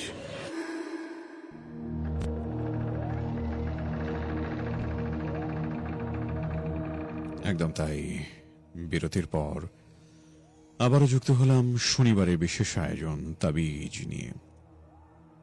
আশা করি আমাদের সাথে যুক্ত আছেন এবং শুনছেন জাহান অরণ্যকে। facebook.com/capitalfm 948 আমাদের অফিসিয়াল ভেরিফাইড ফেসবুক পেজে আজ এই মুহূর্তে তাবিজ অনুষ্ঠানটি অডিও স্ট্রিমিং হচ্ছে। আপনি চাইলে সেই অডিও স্ট্রিমিং এ যুক্ত হতে পারেন। সেই সাথে বন্ধুদের সাথে শেয়ার করে দেবেন, যাতে করে সব বন্ধুরা আজকে একসাথে এই আয়োজনটিকে উপভোগ করতে পারেন। যারা যুক্ত আছেন তাদের নামগুলো একটু পড়তে চাই। আফ্রিদি রয়েছেন, সেই সাথে রয়েছেন সাজ্জাদ, রয়েছেন জীবন চৌধুরী আবারও যুক্ত হয়েছেন, অসংখ্য ধন্যবাদ আপনাকে। সেই সাথে রয়েছেন রিয়াদ, অনেক ধন্যবাদ, শেয়ার করে দেবেন। শিহাব রয়েছেন উত্তর শিলমান্দি ভুঁইয়া মোড় থেকে যুক্ত আছেন, আপনাকে স্বাগত জানাচ্ছি তাবিজ অনুষ্ঠানে। সেই সাথে যারা আজকের এই লাইভ স্ট্রিমিং এ যুক্ত আছেন, প্রত্যাশা করব এই লাইভ স্ট্রিমিংটি আপনারা শেয়ার করে দেবেন আপনার নিজের পেজে, নিজের প্রোফাইলে, বিভিন্ন গ্রুপে, পেজে, সব বন্ধুরা যেন একসাথে এই আয়োজনটিকে উপভোগ করতে পারেন। রোহান চৌধুরী হ্যালো ভাই জানিয়েছেন। আরিফুল ইসলাম সালেহা রয়েছেন আমাদের সাথে, তিনি আছেন, জি আপনাকে স্বাগত জানাচ্ছি। SKR শান আছেন, ব্যাকগ্রাউন্ড মিউজিকটা অসাম জানিয়েছেন। আরাফ রয়েছেন, কমেন্ট পড়েন ভাই জানিয়েছেন একজন, আমি কমেন্ট পড়ছি, কিছুটা চেষ্টা করছি, যদিও এটা কমেন্ট পড়ার শো নয়, তারপরও। সাজ্জাদ বলছেন love your voice, thank you very much আপনাকে। নারায়ণগঞ্জ থেকে আসছেন, আমি পারছি না ভাইয়া রেকর্ড করে পাঠাতে, রিপন বলছেন সেটা। রিপন, আপনি আমাদের ফেসবুক ইনবক্সে যেখানে আমাদেরকে কমেন্ট করেছেন সেখানেই দেখবেন যে অডিও রেকর্ড করার একটা অপশন আছে, ওটাতে ক্লিক করে আপনি শুধু আপনার ঘটনাটা রেকর্ড করবেন, তারপর শুধু সেন্ড করে দিলেই হবে। আপনি ওটাতে মোবাইলের যেহেতু টাচ স্ক্রিনে আছেন, তাহলে চেপে ধরে রাখবেন, তাহলে কিন্তু আপনার পুরো ঘটনা আমাদের ইনবক্সে এসে পৌঁছে যাবে এবং আমি আপনার ঘটনাটি শেয়ার করে দিতে পারবো। যারা আজকের আয়োজনে যুক্ত আছেন সবাইকে অনেক অনেক ধন্যবাদ। আরো একবার জানাতে চাই, facebook.com/capitalfm948 আমাদের অফিসিয়াল ভেরিফাইড ফেসবুক পেজে আপনি যুক্ত হয়ে যাবেন। পাশাপাশি তাবিজ অনুষ্ঠান সম্পর্কিত প্রশ্ন জিজ্ঞাসা থাকলে নিশ্চয়ই আপনার টেক্সট আমি পেয়ে যাব। যেমন করে উর্মি আছেন, সেই সাথে রয়েছেন একজন লিখেছেন ঘোস্ট, আই লাভ তাবিজ ভেরি মাচ। তামিম আছেন নারায়ণগঞ্জ থেকে, সেই সাথে আরিফুল ইসলাম আছেন নরসিংদী থেকে। ফারজানা নারায়ণগঞ্জ থেকে বলছেন একা একা শুনছি, অনেক ভালো লাগছে, ব্ল্যাক ম্যাজিক শুনতে চাই। নিশ্চয়ই ব্ল্যাক ম্যাজিকের ঘটনা কেউ পাঠালে অবশ্যই আমি সেটা শেয়ার করব। সাজিম আছেন গাজীপুর থেকে, সেই সাথে তামিমকে দেখতে পাচ্ছি। মারিয়া আছেন বিক্রমপুর থেকে, সেই সাথে অবুজ বালক রয়েছেন, রুকসানা, সুমাইয়া, নুসাইবা রয়েছেন, নূর, নাহিদা আছেন, জামিলা এসবি, নাইম আছেন, সেই সাথে আফিয়া রয়েছেন, সাথী রয়েছেন, আরো অনেক অনেক বন্ধু। থ্যাংক ইউ ভেরি মাচ সবাইকে সঙ্গে থাকবার জন্য। আজকের আয়োজনে আপনি যুক্ত হয়ে যাবেন নিশ্চয়ই। সেই সাথে ফেসবুকে চাইলে আমাদের যুক্ত হতে পারেন, facebook.com/capitalfm948 এর ইনবক্সে আপনি যুক্ত হয়ে যেতে পারেন। মাহফুজুর রহমান মিশন গাজী আছেন আমাদের সাথে, তিনি চাঁদপুর থেকে যুক্ত আছেন। অনেকে চেষ্টা করছেন কিভাবে অডিওতে রেকর্ড করে পাঠাতে হয়, সেটি আমাকে জিজ্ঞেস করছেন। প্রত্যাশা করব যে আপনি, আমি যেমন করে বললাম, যখন অডিও অপশনে যাবেন, ইনবক্সে আপনি ঢুকবেন, যেখানে আপনি আমাকে টেক্সট করছেন ইনবক্সে, সেখানে ঢুকে একটা অডিও সাইন পাবেন মাইকের মতো, সেখানে ক্লিক করলেই কিন্তু আপনি রেকর্ড করতে পারবেন এবং এক সময় পাঠিয়ে দেবেন। শাহাদাত অর্ণব আছেন, তিনি গাজীপুর থেকে যুক্ত আছেন, তিনি লাইভে শুনতে পারবেন কিনা রহমত জানতে চেয়েছেন। আশা করি আপনি শুনতে পারছেন এই মুহূর্তে। খুব ভয় লাগছে, ডিএক্স টুটুল জানিয়েছেন আমাকে, অসংখ্য ধন্যবাদ আপনাকে ডিএক্স টুটুল সঙ্গে থাকবার জন্য। আরো একবার বলি, facebook.com/capitalfm948 আমাদের অফিসিয়াল ভেরিফাইড ফেসবুক পেজে আজকে তাবিজের লাইভ অনুষ্ঠিত হচ্ছে এবং দ্বিতীয় ঘন্টায় যখন আমরা পদার্পণ করব, তখন কিন্তু একজন অতিথি আমাদের সাথে যুক্ত হবেন সরাসরি স্টুডিওতে। তিনি তার ঘটনা বর্ণনা করবেন। তিনি অলরেডি চলে এসছেন। রাত 12টার পরে তাকে নিয়ে আমরা শুরু করব আমাদের লাইভ, আমাদের গেস্ট লাইভ, এবং সেখানে নিশ্চয়ই আপনিও যুক্ত থাকবেন এবং প্রত্যাশা করব যাতে করে আপনিও আগামী সপ্তাহে আমাদের সাথে এই লাইভে যুক্ত হয়ে যেতে পারেন, সরাসরি আসতে পারেন। তার জন্য আরো একবার বলতে চাই যে আপনি যদি তাবিজ অনুষ্ঠানে সরাসরি অংশগ্রহণ করতে চান, তাহলে আমাদের ইনবক্সে আপনার তাবিজ অনুষ্ঠানে উপস্থিত হওয়ার আগ্রহের কথা লিখে জানাবেন। সেই সাথে আপনি আপনার সেল নাম্বারটি দিয়ে দেবেন, যাতে করে আপনার সাথে যোগাযোগ করে আমরা আপনাকে এই অনুষ্ঠানে পেয়ে যাই। facebook.com/capitalfm948 যারা যুক্ত আছেন তাদের সবাইকে অনেক অনেক ধন্যবাদ। এই ঘন্টা থেকে যেহেতু বিদায় নেওয়ার সময় হয়ে গেছে, আর মাত্র কয়েকটা সেকেন্ড রয়েছে, সুতরাং আমরা নতুন ঘটনায় না গিয়ে আমরা পরের ঘন্টায় আমাদের নতুন বন্ধুকে নিয়ে ফিরব, যিনি আজকে আমাদের সাথে যুক্ত থাকবেন, তার ঘটনা শুনবো। আশা করি আপনিও যুক্ত থাকবেন এবং আরো একবার আপনাকে বলতে চাই, প্রত্যাশা করি যেন আগামী সপ্তাহে আপনাকে পেয়ে যাই, আপনার সাথে আমরা তাবিজ অনুষ্ঠানটিকে এগিয়ে নিয়ে যেতে চাই। আমাদের সাথে যুক্ত হচ্ছেন জয় রায়, নারায়ণগঞ্জ থেকে তিনি শুনছেন। তিনি ইনবক্সে যুক্ত আছেন। হাসিবুল হাসান সবুজ, মাহফুজুর রহমান, মিলন গাজী, টুটুল রয়েছেন আমাদের সাথে। আনোয়ার খান ইনবক্সে যুক্ত হয়েছেন, হ্যালো জানিয়েছেন তিনি। মাহবুব আছেন আমার সাথে, অনেক ধন্যবাদ আপনাকে মাহবুব।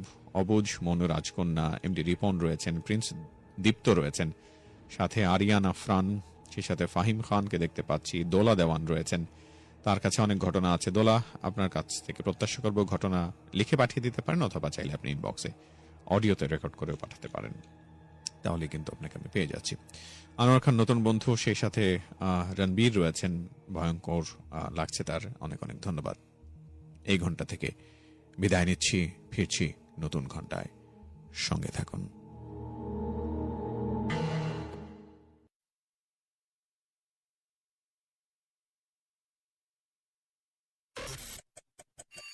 Capital FM, a time check.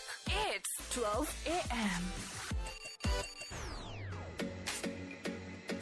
বাজছে সারাক্ষণ যখনই রেডিও হচ্ছে on, ভরপুর আপডেটে সব টেনশন গone, non-stop fun আর unlimited গান, chill হবে এখানে যখন সবাই on the run. Capital FM 94.8, দেশের number one music station.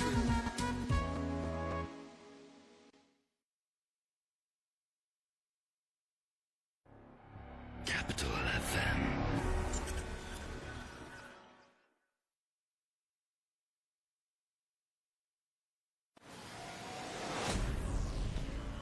The Beach.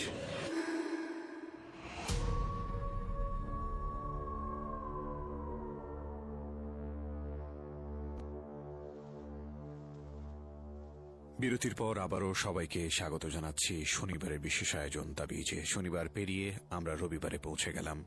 জাহান অরণ্য আছি আপনার জন্য। facebook.com/capitalfm 948 জয়েন করে আজ তাবিজের যে পোস্ট রয়েছে সেই পোস্টে আপনার ঘটনা লিখে পাঠান, পোস্টে কমেন্ট করুন এবং পোস্টটিকে শেয়ার করে দিন সব বন্ধুদের সাথে, যেন সবাই মিলে একসাথে আমাদের আয়োজনটি উপভোগ করতে পারেন।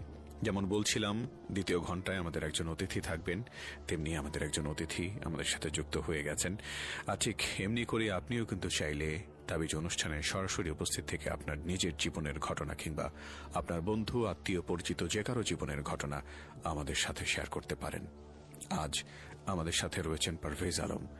আমরা তার জীবনের বেশ কিছু ঘটনা শুনব এবং আশা করি আপনার ভালো লাগবে। ঠিক এমনি করেই আপনাকেও প্রত্যাশা করব আপনিও আসবেন আমাদের স্টুডিওতে। আগামী সপ্তাহে আপনাকে আমরা দেখতে চাই। প্রথমে যেতে চাই পারভেজ আলমের কাছে। অনেক দূর থেকে কষ্ট করে এসছেন পারভেজ আলম, আজ আপনি আমাদের প্রথম কোন ঘটনাটি শোনাবেন? ঘটনার সূত্রটা যেখান থেকে, এই কোভিড চলাকালীন সময়ে যখন লকডাউন ছিল, এই সময়ে একটা ব্যক্তি, সেই ব্যক্তিটা ময়মনসিংহে থাকতো তার কাজের ক্ষেত্রে, এবং ওই সময়টাতে যখন আপনারা সবাই জানেন লকডাউন চলাকালীন সময় প্রত্যেকটা মানুষ যারা অন্যান্য জায়গায় জব করেন বা যে কোনো শ্রেণী পেশাতে যুক্ত আছেন, তাকে সেখানে থেকে তার খাবার খাওয়া, তার থাকা এবং তার সুস্থ থাকার যে ব্যাপারগুলো ছিল এগুলো অনিশ্চিত ছিল। যে কারণে সেই ব্যক্তিটি, তিনি ময়মনসিংহে কাজের জন্য থাকতেন, তিনি তার নিজের বাসস্থান, নিজের গ্রাম গাজীপুরের পুবাইলে চলে আসতে চাইলেন।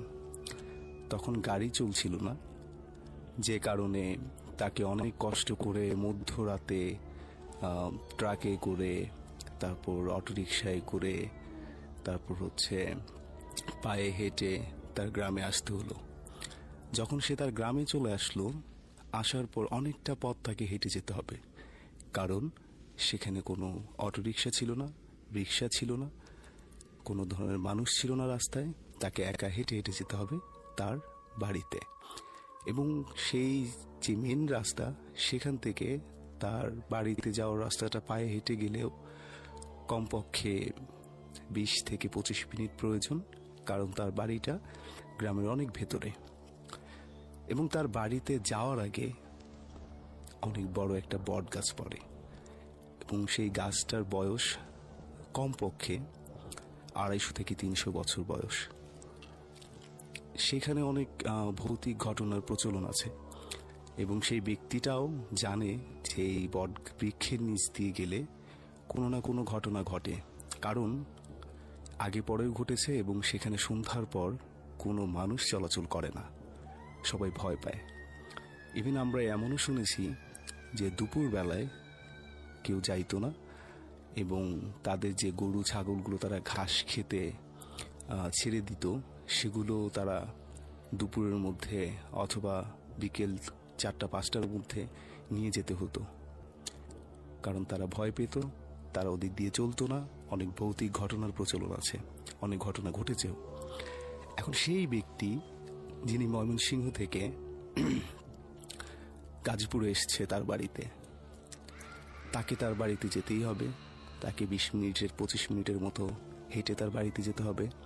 কোনো রিক্সা নাই, কোনো মানুষ নাই, জনমানবহীন একটা রাস্তা। আচ্ছা, দুপাশে ধান ক্ষেত, সরু মেঠো পথ এবং তার বাড়ি এবং সেই পথের মধ্যেই সেই বটবৃক্ষ। তো যেটা হলো, তাকে যেতে হবে, সে যাচ্ছে তো যাচ্ছে, যাচ্ছে তো যাচ্ছে। যখন সে বটবৃক্ষের এখানে চলে আসলো, সে শুনেছে তাকে কেউ তার নাম ধরে ডাকছে। আচ্ছা, তার নাম ধরে ডাকার কারণে তাকে পেছনে ফিরে তাকাতে হয় এবং তাকিয়েই তিনি আর কিছু দেখতে পাননি। তিনি জানেন না তার সাথে কি হয়েছে। সকালে গ্রামের মানুষেরা তাকে সেই বট বৃক্ষের অনেক উঁচুয় ঝুলতে দেখেছে। তাই সে মারা যায়নি, কিন্তু ঝুলেছিল সেই বট বৃক্ষের ডালের উপরে। তার ব্যাগটা পর্যন্ত, সেই ব্যাগটা তার ছিল কাপড় এবং তার প্রয়োজনীয় জিনিস সহ সে কাঁধে করে নিয়ে যাচ্ছিল। সেই ব্যাগটাও সেই বট বৃক্ষের ওপরে যেখানে সে ঝুলেছিল। গ্রামের মানুষ তাকে নামিয়ে নিয়ে যায়। তারপর সে কয়েকদিন অসুস্থ থাকে এবং গ্রামের অনেকেই জানতো না কি হয়েছে, কারণ কোভিড চলছিল, লকডাউন চলছিল। অন্য জেলা থেকে কেউ আসলে তাকে ঢুকতে দেওয়া হচ্ছিল না। আপনারা সবাই জানেন কোভিডের সময় এই ব্যাপারগুলো এরকম ছিল যে অন্য গ্রাম থেকে কেউ আসলে সে কোভিড নিয়ে আসতেছে। দ্যাটস ওয়াই সবাইকে সেপারেট রাখতে হতো এবং কেউ আসলে অনেকে জানতো না, জানানো হতো না। তার ব্যাপারটাও ঠিক তেমনই হয়। হঠাৎ করে আমার কাছে খবরটা আসে, কারণ আমাদের একটা কোস্ট ইনভেস্টিগেটর একটা টিম আছে। আমরা মাঝে মাঝে এই ধরনের কোনো ঘটনা শুনলে সেখানে যাই। সেই সুবাদে আমাদের কাছে খবরটা আসে যে এমন একটা ঘটনা ঘটেছে এবং একটা হন্টেড প্লেস আছে সেখানে। আমি এবং আমার একদম ছোট ভাই, আমার আপন ছোট ভাই এবং আমার 2 থেকে 3 জন টিম মেম্বার, আমরা সিদ্ধান্ত নিই আমরা সেখানে যাব। লকডাউন চলাকালীন সময়তেই আমরা সিদ্ধান্ত নিই এবং সেখানে যাই।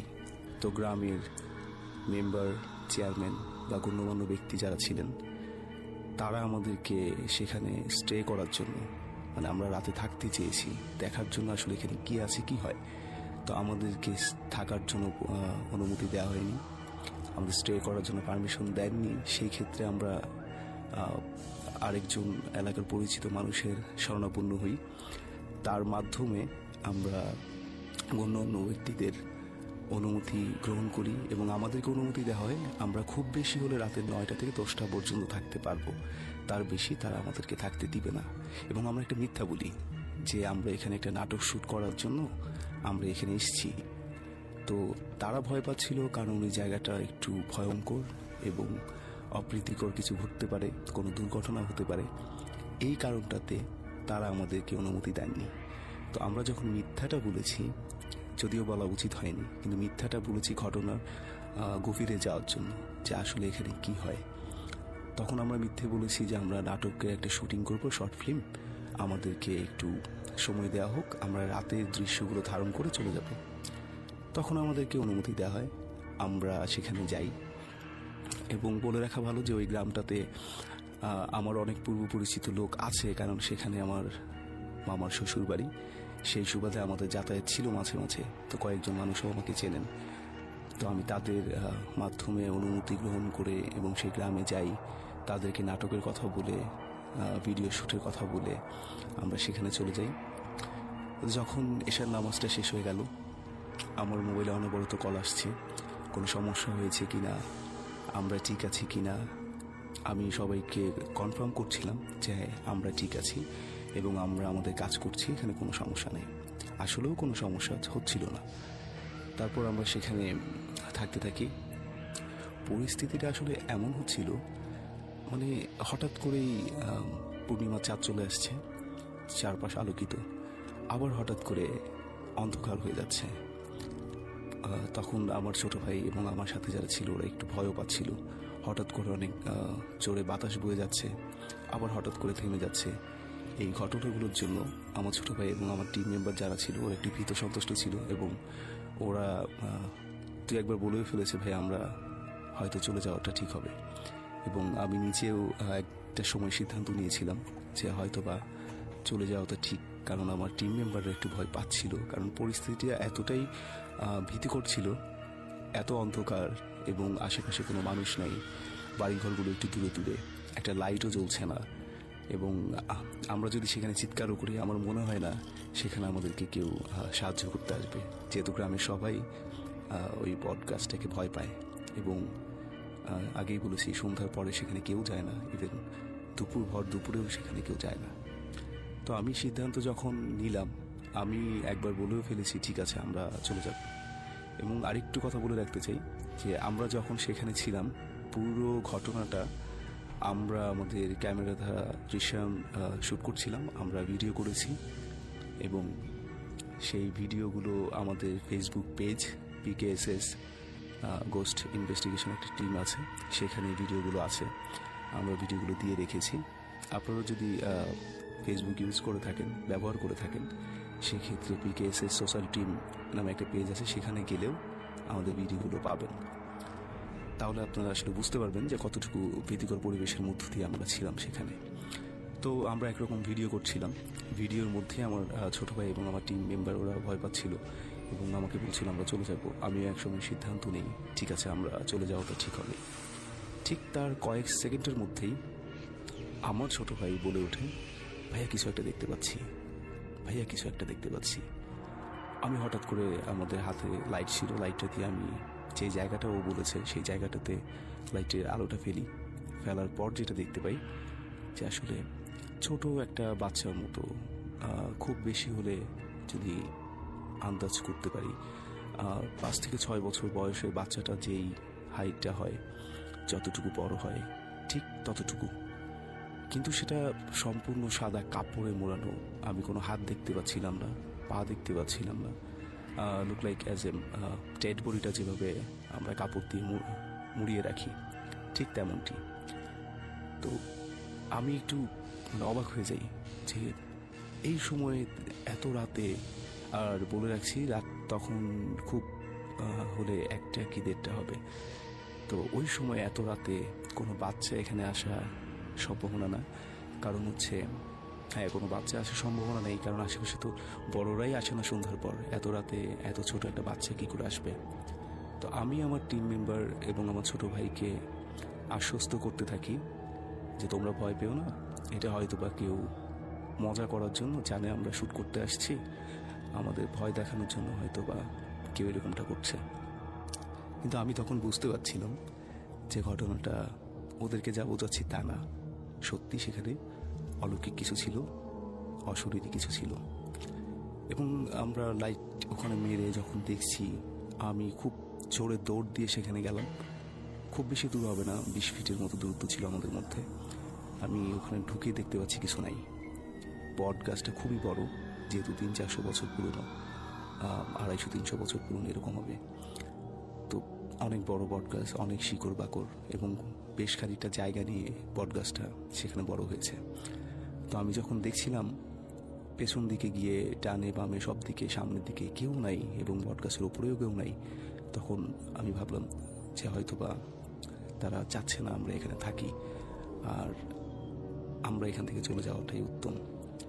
তখন আমরা, কারণ আমার চলে যাওয়া উত্তম এই কারণে বলছি যে আমার ছোট ভাই একটু ভয় পাচ্ছিল, আমার টিম মেম্বারদের মধ্যে ওদের মধ্যে একটু ভয় কাজ করতেছিল, কারণ অনেক ধরনের গল্প শুনে তারপর আমরা সেখানে গেছি এবং এত সময় একটা ছোট বাচ্চার মতো কিছু একটা দেখতে পাচ্ছি এবং আমার ছোট ভাই কখনো এগুলো দেখেনি, তার প্রথমবার ছিল আমার সাথে যাওয়া।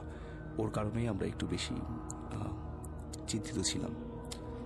তারপর যেটা হলো, আমার ছোট ভাই হঠাৎ করে বললো যে না ভাইয়া আমি থাকতে পারবো, সমস্যা নাই, আমরা দেখি কি হয়। তারপর আমরা একটু দুষ্টুমি ছলে আমি ওদেরকে সাহস দেওয়ার জন্য কথা বলতে থাকি, এবং একরকম যে আমি অশরীরী কাউকে ডাকতে থাকি যে আপনারা কে আছেন এখানে, কেন আছেন, এবং এখান দিয়ে মানুষ গেলে কেন আপনারা বিরক্ত করেন, আপনাদের ভয়ে এখান দিয়ে মানুষ যায় না, এবং তারা সন্ধ্যার আগেই সবাই বাসায় চলে যায়, এবং তারা এখানে সন্ধ্যার পর আসতে ভয় পায়। তো আপনারা হয়তো বা এটা যেহেতু মানুষ চলাচলের জায়গা, আপনারা হয়তো বা অন্য কোথাও চলে যেতে পারেন, আর যদিও থাকেন কাউকে বিরক্ত না করে থাকতে পারেন। তো এই কথাগুলো একটু উচ্চ স্বরেই বলছিলাম যাতে আমার টিম মেম্বাররা সাহস পায়, এবং আমার ছোটো ভাইটা সাহস পায় যেন আমার ভাইয়া কথা বলছে এবং আমরা পাশাপাশি আছি, এবং যদি দূর থেকে আমাদের কেউ ভয়েস শোনেন, আমাদের কণ্ঠ শুনতে পান, তাহলে যেন তারাও কেউ এগিয়ে আসে বা তারা কেউ বুঝতে পারে যেন আমরা এখানে আছি। এইভাবে চলতে থাকলো, আমরা কথা বলতে থাকলাম, হাঁটতে থাকলাম, সেই বট বৃক্ষটা আমরা চারপাশ থেকে ভিডিও ধারণ করতে থাকলাম। তো 3টা কি 3:30টার সময় হঠাৎ করে যেটা হলো, আবার সেই বট বৃক্ষের নিচে আমি নিচেই দেখতে পাই একটা অনেক বড়, সেটা কমপক্ষে হলে 8 থেকে 9 ফিট উচ্চতার মানুষের মতো আকৃতি হবে, কিন্তু এটা সত্যি মানুষ ছিল না, সেটাও সাদা কাপড়ে আবৃত ছিল। এখন আমার প্রশ্ন ছিল যে এরা কেন শুধু সাদা পোশাক পরেই থাকবে, কেন তাদের অন্য কোনো পোশাক পছন্দ না? তো এই ব্যাপারগুলো বলে আমি দুষ্টুমি করতে থাকি, আমার ছোট ভাইকে সাহস দিতে থাকি, আমার টিম মেম্বারদেরকে সাহস দিতে থাকি যে না আমি মজা করছি, কথা বলছি, কোনো প্রবলেম হবে না। তখনও হচ্ছিল না। যখনই দেখতে পাই আমার লাইটের আলোটা পরে উনি ভ্যানিশ হয়ে যায়, ওনাকে আর খুঁজে পাওয়া যাচ্ছিল না। আমি চারপাশে আবার খুঁজতে থাকি, ওনাকে দেখতে পাচ্ছি না, সেই ছোট বাচ্চাকেও দেখতে পাচ্ছি না। তখন আমরা ভাবছিলাম যে আরও কিছুক্ষণ থাকবো, আমরা ফজরের আজান পর্যন্ত থাকতে চাই। ঠিক ওই সময় হঠাৎ করে অনেক জোরে বাতাস চলে আসে, চারপাশে বড় বড় গাছ ছিল, সুন্দরী গাছ, গজারি গাছ, আরও নানা ধরনের গাছ ছিল, আম গাছ, জাম গাছ, এগুলো ভেঙে চুরে বাতাস আসতেছে। আমার ছোটো ভাই আমার হাত ধরে রাখে ভয়ে, আমার টিম মেম্বাররা আমার সাথে একদম ঘেঁষে দাঁড়িয়ে থাকে যে এখানে হয়তো বা কিছু একটা ঘটবে, তারা চাচ্ছে না আমরা এখানে থাকি। আমি আমার মতো ওনাদেরকে বোঝাতে থাকি আমরা আপনাদের ক্ষতির জন্য আসিনি, আমরা শুধু এতটুকু বুঝতে এসেছি যে আপনারা আসলে এখানে যারা আছেন তারা কেন আছেন, এবং এখানে কেন আপনারা অন্যরা নিজ দিয়ে যেতে চাইলে বিরক্ত করছেন, কেন ওই ব্যক্তিকে আপনি গাছের ওপরে ঝুলিয়ে রেখেছেন। আমি কথাগুলো জিজ্ঞেস করতে থাকি, কথা বলতে থাকি। তার 5 থেকে 10 সেকেন্ডের মধ্যে আমার বুকে একটা প্রচুর পরিমাণে ধাক্কা আমি অনুভব করি, এবং মনে হচ্ছিল যে কেউ রেগে আমাকে ধাক্কা দিয়েছে, এবং তার হাতের যে নখগুলো ছিল সেগুলো আমার বুকের মধ্যে আঁচড় কেটে গেছে। তো আমার বুক খুব চলতেছে। আমি আমার ছোট ভাই এবং টিম মেম্বারদেরকে কিচ্ছু না বলে ওদেরকে তখন বলি যে ঠিক আছে, আমরা মনে হয় এখন চলে যাওয়াটাই উত্তম। তারপর আমরা সেখানে আমাদের মতো করে একটু কথা বলে ওদেরকে সাথে নিয়ে ঠিক 50 গজ সামনে যাওয়ার পর আমি ওদেরকে মোবাইল লাইট এবং আমার হাতের থাকা লাইট থেকে আমার বুকটা দেখতে বলি যে আমার বুকের এখানে কি হয়েছে দেখো তো। তো আমার ছোট ভাই দেখে চোখ বড় বড় হয়ে যায়, এবং আমার টিম মেম্বাররা দেখে ওদের চোখ বড় বড় হয়ে যায় যে এটা কি হয়েছে। ওদের চোখ বড় হওয়ার কারণ হচ্ছে আমার বুকে গলার একটু নিচ থেকে ধরে আমার টি শার্টের ভেতর যতটুকু আছে ওইখান থেকে একদম আমার পেট পর্যন্ত, নাভি পর্যন্ত 4টা আগুনের টান ছিল, এবং সেটা এতটুকু ক্ষত যে আমার ভেতরের চামড়াটুকু ভেদ করে একদম সাদা যে অংশটুকু এটা বের হয়ে চলে আসে, এবং রক্ত বেরোতে থাকে। আমার টি শার্টটাও রক্ত মেখে থাকে। তো ওরা অবাক হয়ে যায় এবং বলে কেন এটা হয়েছে। আর সত্যি বলতে আমি অনেক জায়গাতে এরকম ইনভেস্টিগেশন করতে গিয়েছি, কখনো এরকমটা আমার সাথে হয়নি। আর সেদিন কেন হয়েছে আমি জানি না। আমাদের কোনো কথায় তারা বিরক্ত বোধ করেছেন কিনা, বা আমরা যাওয়াতে তারা বিরক্ত হয়েছে কিনা, বা আমরা কোনোভাবে তাদের ক্ষতি করতেছিলাম কিনা, আমরা কিচ্ছু জানি না। কিন্তু আসলে তেমন কিছুই হয়নি। আমাদের ভিডিওটা দেখলে আপনারা বুঝতে পারবেন, PKS সোশ্যাল টিম সেই পেজটাতে গিয়ে। আর সত্যি বলতে পরে যখন আমরা ওখান থেকে চলে আসি, আমার সেই পরিচিত যে মানুষ সেখানে ছিলেন যাদের বাড়ি, তাদের বাড়িতে যাই এবং আমার শরীরে এত পরিমাণে জ্বর চলে আসে। আমি সেদিন তো সম্ভবত জ্বরটা একটু কম ছিল, কিন্তু পরের দিন আমার 103-102 জ্বর হয় অযথাই। আমি জানি না কেন, কারণ আমি আগে পরে যত জায়গায় গিয়েছি আমার এরকম হয়নি। তারপরে দিনের বেলা অনেকে জিজ্ঞেস করতে থাকে আসলে কি হয়েছিল, কি দেখছো। আমরা বলছি না কিছুই দেখি নাই, আমরা নাটকে শ্যুট করতে গেছিলাম। তো ওনারা বলতেছিল যে দেখো, তোমরা আমাদেরকে বোকা বানানোর চেষ্টা করো না, তোমরা যে ঘটনা শুনে এখানে এসছো এবং সারাদিন যখন তোমরা নানাজনকে জিজ্ঞেস করতেছিলা সেই বট বৃক্ষের ব্যাপারে, তার বয়স সম্পর্কে, সেখানে কি কি ঘটে সেগুলো জানতে চাচ্ছিলা, তখনই বুঝেছি তোমরা আসলে অশরীরী কিছু দেখতে চাচ্ছিলা। তো কি হয়েছে? তো আমি তাদেরকে কিছু বলি নাই, না বলে বলছি না কিছু না। আমরা ঢাকায় চলে আসি, আমরা ভিডিওটা প্লে করি। ভিডিওটা যখন দেখছিলাম তখন ওই ভিডিওর মধ্যেই আমরা ওই অশরীরী যে জিনিসগুলো দেখেছি সেগুলোকে দেখতে পাই।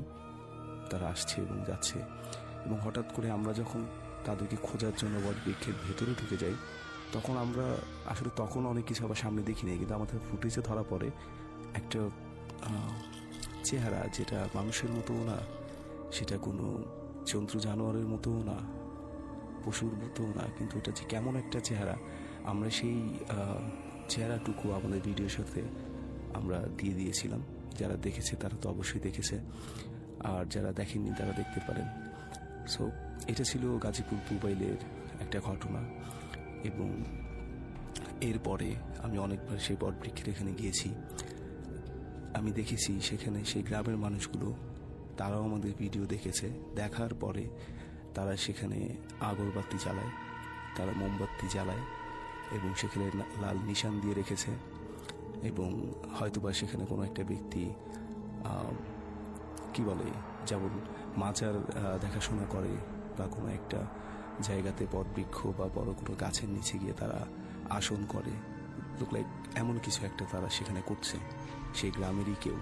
কারণ তারা এতদিন হয়তোবা দেখেনি, অনেকেই জানেন না, শুধু মুখে শুনেছেন অমুকের সাথে হয়েছে, অমুকের সাথে ঘটেছে। সো যখন ভিডিও দেখেছেন তখন তারা অনেকেই বুঝতে পেরেছেন যে এখানে কিছু একটা সত্যিই আছে, এবং সেখানে তারা তাদেরকে আগরবাতি মোমবাতি জ্বালিয়ে কি করে আমি জানি না, কিন্তু কিছু একটা তারা করছে। তো এই ছিল আমার গাজীপুরের ঘটনা। অসংখ্য ধন্যবাদ চমৎকার এই ঘটনাটি আমাদের সবার সাথে শেয়ার করবার জন্য। আমাদের প্রত্যেকের জীবনে এমন কিছু ঘটনা ঘটে যেগুলো আমাদের সাথে হয়, অথবা আমাদের বন্ধু পরিচিত আত্মীয় স্বজন যে কারো সাথেই, কিংবা আমি কখনো শুনেছি অথবা কারো কাছ থেকে এই ঘটনাটি আমার জানা হয়েছে। যে কোনো ঘটনা তাবিজ অনুষ্ঠানে আপনি উপস্থাপন করতে পারেন। facebook.com/capitalfm948 আমাদের ইনবক্সে আপনি এই অনুষ্ঠানে সরাসরি উপস্থিত থাকবার কথা, আপনার আগ্রহের কথা লিখে জানান। আমি আপনার সঙ্গে সরাসরি যোগাযোগ করে এই অনুষ্ঠানে আপনাকে দেখতে চাই। আমাদের সাথে পারভেজ আলম আছেন। আমরা একটা ছোট্ট বিরতি নেব। বিরতির পর পারভেজ আলমের আরো একটি ঘটনা নিয়ে ফিরব। শুনছেন তাবিজ, শনিবারের বিশেষ আয়োজন। সাথে আছি জাহান অরণ্য আপনার জন্য।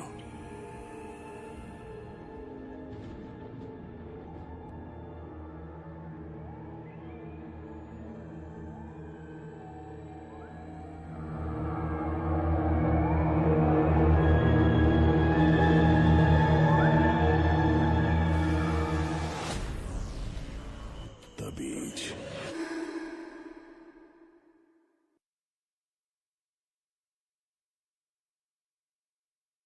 Capital FM.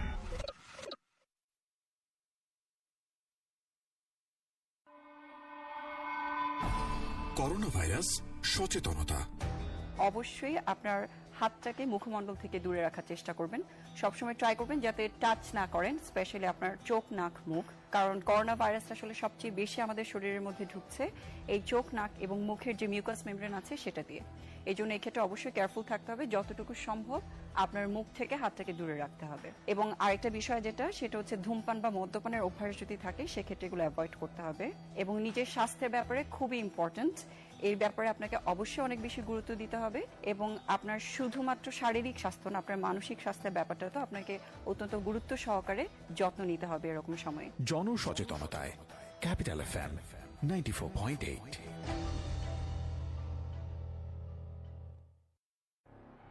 Capital FM. The Beach. The Beach.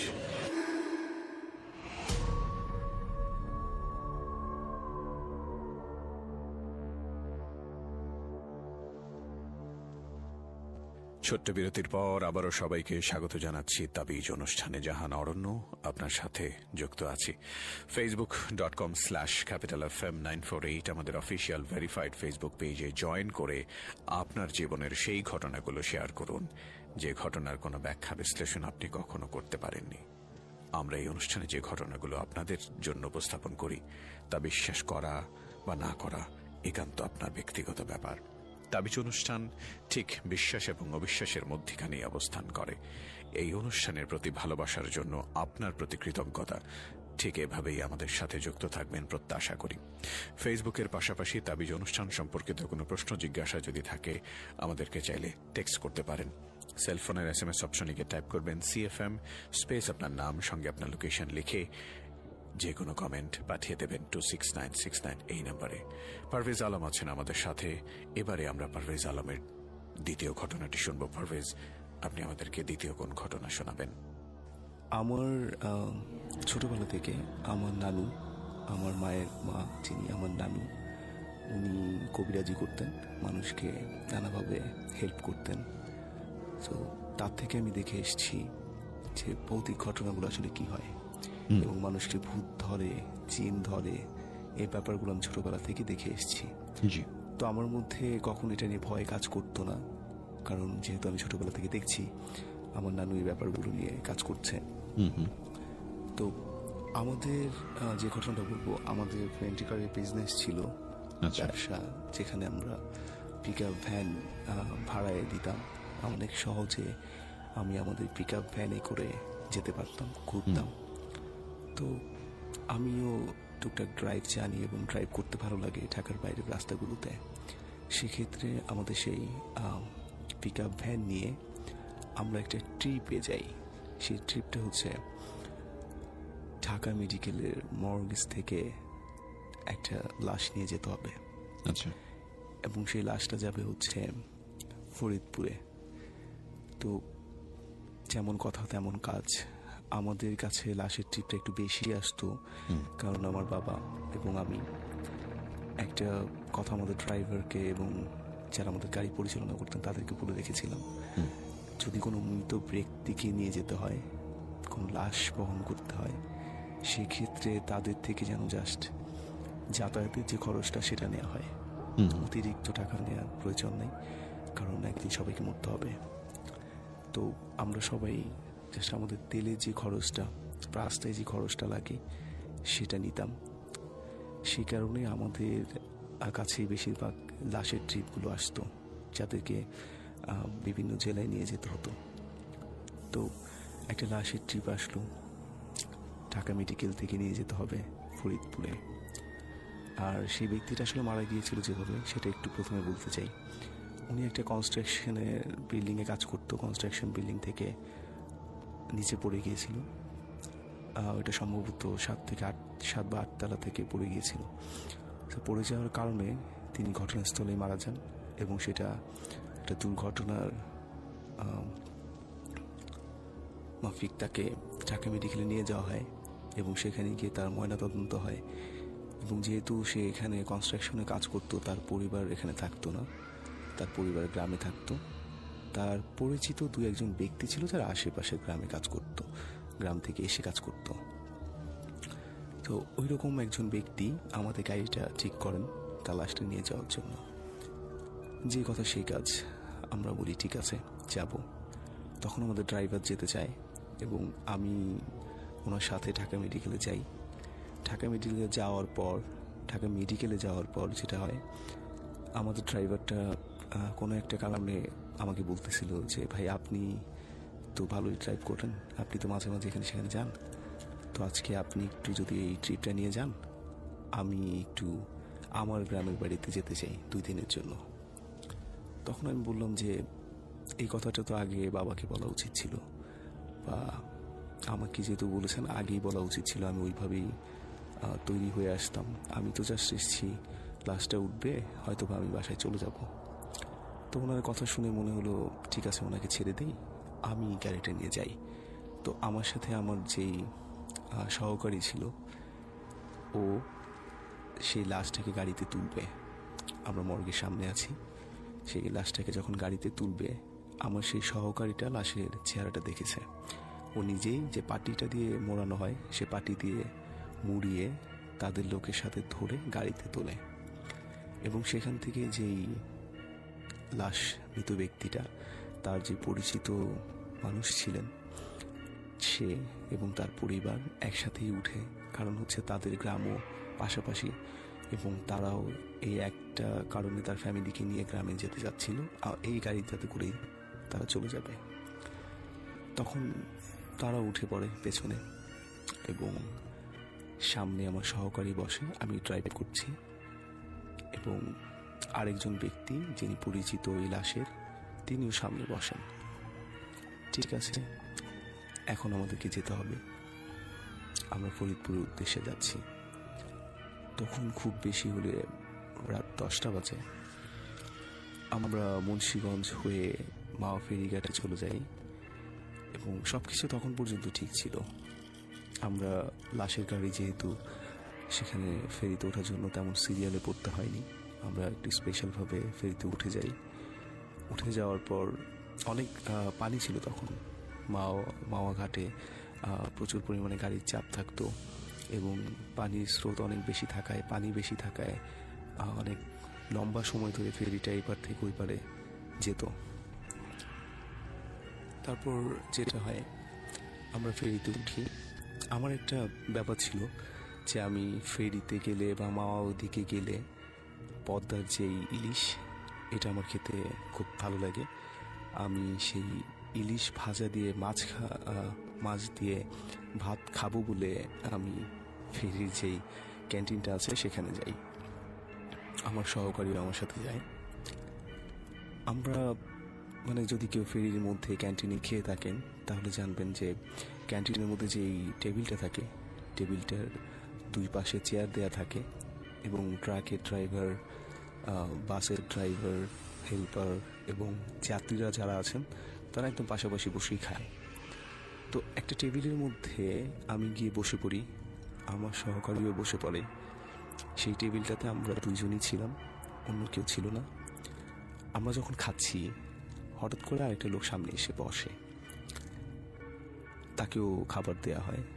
সেও ইলিশ ভাজার তেল এবং সেই শুকনো মরিচ দিয়ে ভাত খাচ্ছিল। হঠাৎ করে আমার সহকারী আমাকে বারবার আমার পায়ে টাচ করছে আর বলছে, ভাই চলুন উঠে যাই, ভাই চলুন উঠে যাই। বললাম কেন, কি হয়েছে, কেন উঠে যাব? তখন ওর চেহারার মধ্যে আমি যে ভয়টা দেখতে পাচ্ছিলাম, সেটা আসলে মনে হচ্ছিল যে ভূত দেখেছে। তাই বললাম, কি হয়েছে, তুমি কি ভূত দেখছো? এরকম করতেছো কেন? তোমার খাবার কাজ তুমি খাও, আমিও খাই। আমি ভাবছিলাম ও হয়তো আমার সাথে দুষ্টুমি করতেছে। তো হঠাৎ করে ওর খাবার রেখে উঠে চলে গেল। তো আমি একটু অবাক হয়েছি যে ঘটনা কি, ও তো এরকম করার কথা না। তো আমি ভাবছি হয়তো বা খাবার ভালো লাগতেছে না, খেতে যাচ্ছে না, এই জন্য। তো আমি আমার মতো খাবার শেষ করে তারপর নিচে নেমে যাই। মাছ বরাবর যাওয়ার পর হঠাৎ করে ফেরিতে অনেক জোরে একটা ধাক্কা লাগে। মনে হচ্ছিল যে ভূমিকম্প হয়েছে, আমরা কোনো বিল্ডিংয়ে আছি, বিল্ডিংটা নড়ে চলে যাচ্ছে, কিন্তু আসলে ঘটনাটা তো হচ্ছে নদীর মধ্যে। তারপর যেটা হয়, আমরা বুঝতে পারি যে ফেরিটা একটা চরের মধ্যে আটকে গেছে, চরের উপরে উঠে গেছে। ওই সময়টাতে রাতের যে পরিস্থিতিটা ছিল, এত সুন্দর একটা রাত, চাঁদনি প্রসব যেটাকে বলে, একদম চাঁদের আলোতে আলোকিত হয়ে আছে পুরো চরটা। নদীর মাঝখানে থেকে সবাইকে খুব স্পষ্টভাবে দেখতে পাচ্ছে এরকম। তো যখন ফেরি থেকে বলা হলো, ফেরি কর্তৃপক্ষ বলল যে এটা চরে আটকে গেছে, নামানো যাচ্ছে না, আরেকটা ফেরি আসবে, এসে তারপর এই ফেরিটাকে টেনে নিচে নামাবে, তারপর আমরা যেতে পারবো। তার মানে হচ্ছে আমাদেরকে অনেকটা সময় সেখানে অপেক্ষা করতে হবে। তখন খুব বেশি হলে 11:30টার মতো বাজে, 11:30 কি 12টা এরকম কাছাকাছি সময়। তখন দেখলাম অনেক ট্রাক ড্রাইভার, বাস ড্রাইভার, অনেক বাসের যাত্রী তারা ওই চরের মধ্যে লাফ দিয়ে নামছে এবং নেমে সেখানে দৌড়াদৌড়ি করতেছে। কেউ সিগারেট খাচ্ছে, কেউ ফোনে কথা বলার ট্রাই করছে, আর কেউ কেউ হচ্ছে সেখানে দৌড়াদৌড়ি করতেছে। মানে সবাই খুব মজা পাচ্ছে, ব্যাপারটা এনজয় করতেছে। এতটা সময় এখানে থাকতে হবে, এটা একটা বোরিং সময়, কিন্তু তারা এটাকে আনন্দময় করে ফেলতেছে। তো আমিও তাদের দেখা দেখি নিচে নেমে যাই, আমার সহকারীও নিচে নেমে যায় চরের মধ্যে। তো আমরা ফেরি থেকে যখন লাফ দিয়ে চড়ে তখন প্রায় অনেকটা পা ভিজে যায়, মানে হাঁটুর নিচ পর্যন্ত পানি, এরকম একটা জায়গাতে লাফ দিয়ে নামতে হয়। তো সবাই লাফ দিয়ে নেমে চরের মধ্যে যায়। চাঁদের আলোর মধ্যে একটা চরের মধ্যে দৌড়াদৌড়ি করতেছে, ব্যাপারটা অনেক মজাদায়ক, আনন্দদায়ক, আমার কাছেও ভালো লাগতেছিল। তো হঠাৎ করে কিছু মানুষ, বাসের ড্রাইভার, হেল্পার, ট্রাকের ড্রাইভার, ওরা বলতেছে যে ভাই আমরা সবাই করবো, এই কি বলে বরফ পানি খেলবো। তো আমার কাছে ব্যাপারটা একটু ইন্টারেস্টিং লাগে, কারণ হচ্ছে এরা এই জায়গাতে এসে চরের মধ্যে এসে খেলাধুলা করবে, 1-2 ঘন্টা এখানে বসে থাকতে হবে, এই সময়টাকে এরা এইভাবে এনজয় করতে চায়। আমিও খুব ব্যাপারটাতে আনন্দ বোধ করি। তখন আমার সহকারী যিনি, উনি গিয়ে ওদের সাথে জয়েন করে। তো ওরা বরফ পানি খেলার জন্য দৌড়াদৌড়ি করতেছে, ছুটছুটি করতেছে। আমি খেলতেছিলাম না, আমি হাঁটতেছিলাম আর দেখতেছিলাম ব্যাপারগুলো, ভালো লাগতেছে। হঠাৎ করে আমার সহকারী দৌড়ে এসে আমাকে বলতেছে, ভাই তাড়াতাড়ি চলেন। কি হয়েছে? বলে তাড়াতাড়ি চলেন, এখানে থাকা যাবে না, এখানে ভূত আছে। আমি বললাম এখানে ভূত আছে মানে? এখানে ভূত আসবে থেকে, এত মানুষ দৌড়াদৌড়ি করতেছে, খেলতেছে, ফাজলামি করো। পরে বলতেছে না ভাই এখানে ভূত আছে। তো ও কিন্তু তখনও আমাকে পরিষ্কারভাবে বলতেছে না কিসের ভূত, কে ভূত, আরো কাকে দেখে এত ভয় পাচ্ছে। তো ও কি করলো, ওই ফেরি থেকে একটা দড়ি ঝুলেছিল যেটা দিয়ে টেনে টেনে উপরে উঠে যেতে পারবে, ওইটা বেয়ে ও উপরে চলে গেল। আমি অনেক সময় সেখানেই রয়ে গেলাম, যারা খেলাধুলা করতেছে তাদেরকে দেখতেছিলাম। ও গিয়ে গাড়ির ভেতর ঢুকে বসে আছে। তারপর যে কথা সেই কাজ, রীতিমতো একটা ফেরি চলে আসলো।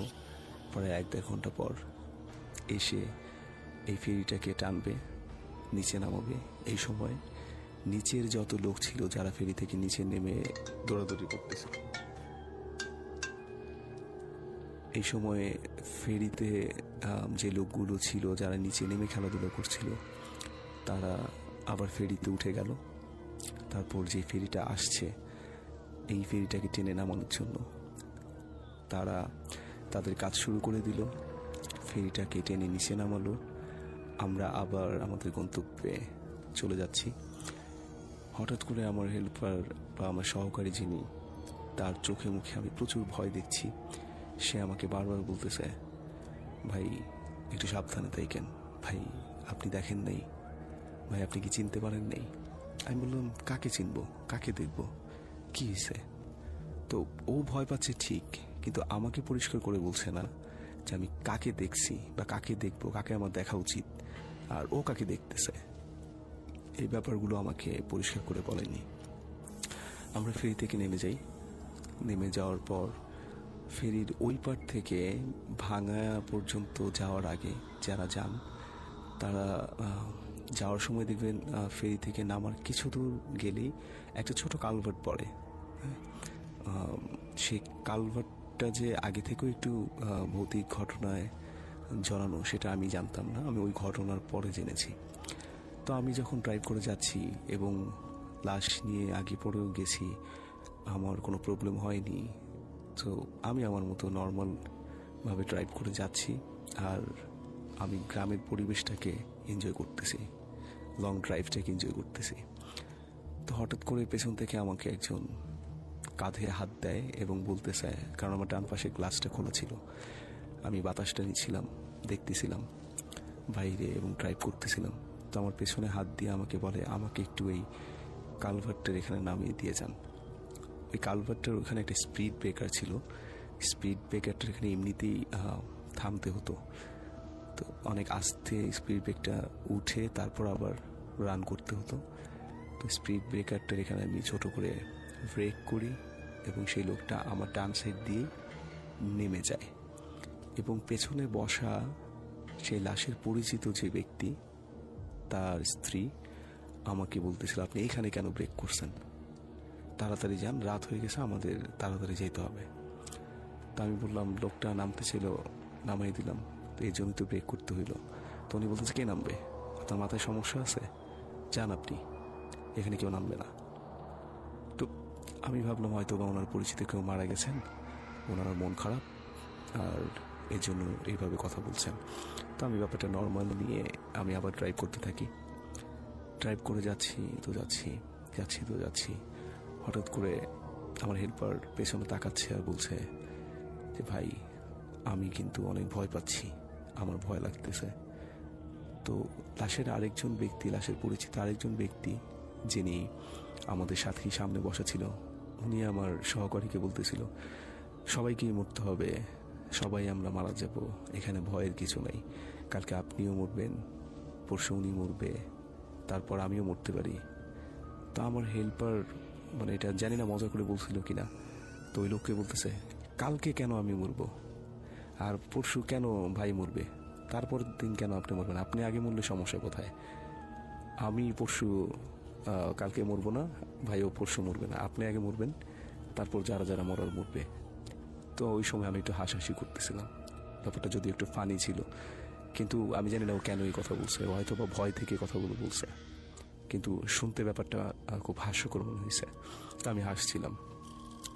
তো ওই ব্যক্তি বলছিলেন যে দেখো মৃত্যুটা কখন কার কিভাবে হবে আমরা জানি না, আর যিনি মারা গেছেন তিনিও জানতেন না কিভাবে সে মারা যাবে, সে তো কাজ করতেছিল, বিল্ডিংয়ের উপর থেকে নিচে পড়ে গিয়ে মারা গেছে। সো উনি যদি জানতো উনি ওইভাবে মারা যাবে তাহলে উনি হয়তো ওই দিন কাজেই যেতেন না। তো এইভাবে কথা বলতে বলতে নানা রকম গল্প করতে করতে আমরা যাচ্ছি। আমি গাড়ি খুব স্পিডে চালিয়ে যাচ্ছিলাম, কিন্তু আমরা আসলে যে জায়গাটাতে গিয়েছি নর্মালি ওই জায়গাটাতে যেতে ফরিদপুরের সেখানে যেতে এতটা সময় লাগার কথা না, কিন্তু আমাদের যেতে যেতে প্রায় 3টা সাড়ে 3টা বেজে যায়। আমরা সেই গ্রামে ঢুকার পথেই দেখতেছি অনেক লোক দাঁড়িয়ে আছে, মানে তার আগে থেকে জানতেন আমরা আসবো। তো গ্রামের মানুষ যারা ওই মৃত ব্যক্তির পরিচিত ছিলেন, আত্মীয় স্বজন ছিলেন, তারা তাকে দেখতে আসছে, পাড়া প্রতিবেশী যারা আছেন তারাও দেখতে আসছে, এবং তার খুব কাছের আত্মীয় যারা তারা তো হই হুল্লোড় করে কান্নাকাটি করতেছেন, পুরো পরিবেশটা খুব ভারী হয়ে যায়, কান্না আর এত পরিমাণে চিৎকার বাতকু করে তারা মানে কান্না করতেছিল, পরিবেশটা এত ভারী হয়ে যায় যে আমি নিজেও আসলে খুব মানে কষ্ট ফিল করি যে আসলে একটা মানুষ মারা গেল এবং একদিন তো আমিও মারা যাব, আমার পরিবার হয়তো এরকম করে কান্নাকাটি করবে। তো ওনারা বলতেছে যে ঠিক আছে আমরা লাশটা নামিয়ে ফেলি, এখানে ফজরের আজানের আগেই একজন ব্যক্তি উনি গোসল টোসল করিয়ে তারপর উনি নিজে গোসল করে ফজরের নামাজ পড়তে যাবেন। তো এত রাতে গোসল করাবে, ব্যাপারটা আমার কাছে কেমন যেন লেগেছে, কিন্তু তারপর দেখুন হ্যাঁ তারা নামালো, নামিয়ে নিচে নামাইছে, নামায় রাখার পর যখন মুখটা খুলছে মানে অন্যরা দেখবে, তো তখন আমি একটু দূরে দাঁড়িয়ে আছি, সবাই দেখতেছে, কান্না করতেছে আর নানা ধরনের কথা বলতেছে, লাইক আফসোস করতেছে যে লোকটা এত কষ্ট করে সেখানে গেল শহরে, ভালো উপার্জনের আশায় উপার্জন করে এসে পরিবারের সাথে খাবে, ভালো থাকবে, হয়তো বা বাড়ি ঘরের একটু কাজ করে উন্নত করবে, কিন্তু লোকটা এসে লাশ হয়ে আসলো। তো এই ব্যাপারগুলো আসলে আমি শুনতেছিলাম, দূর থেকে কষ্ট লাগতেছিল শুনে।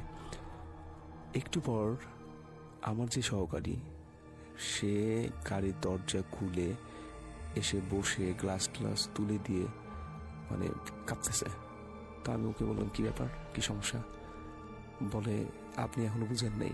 আমি বললাম কি বুঝবো, বলে আপনি লাশ দেখেননি ঢাকা মেডিকেল থেকে যখন আমরা লাশটা তুললাম?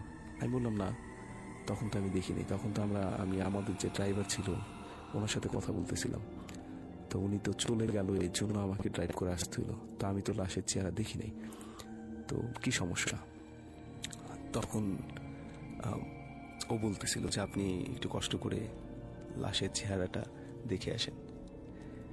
তো বললাম লাশের চেহারা দেখে আসবো মানে কেন, কি হয়েছে? তো বলতেছে হ্যাঁ আপনি একটু দেখে আসেন।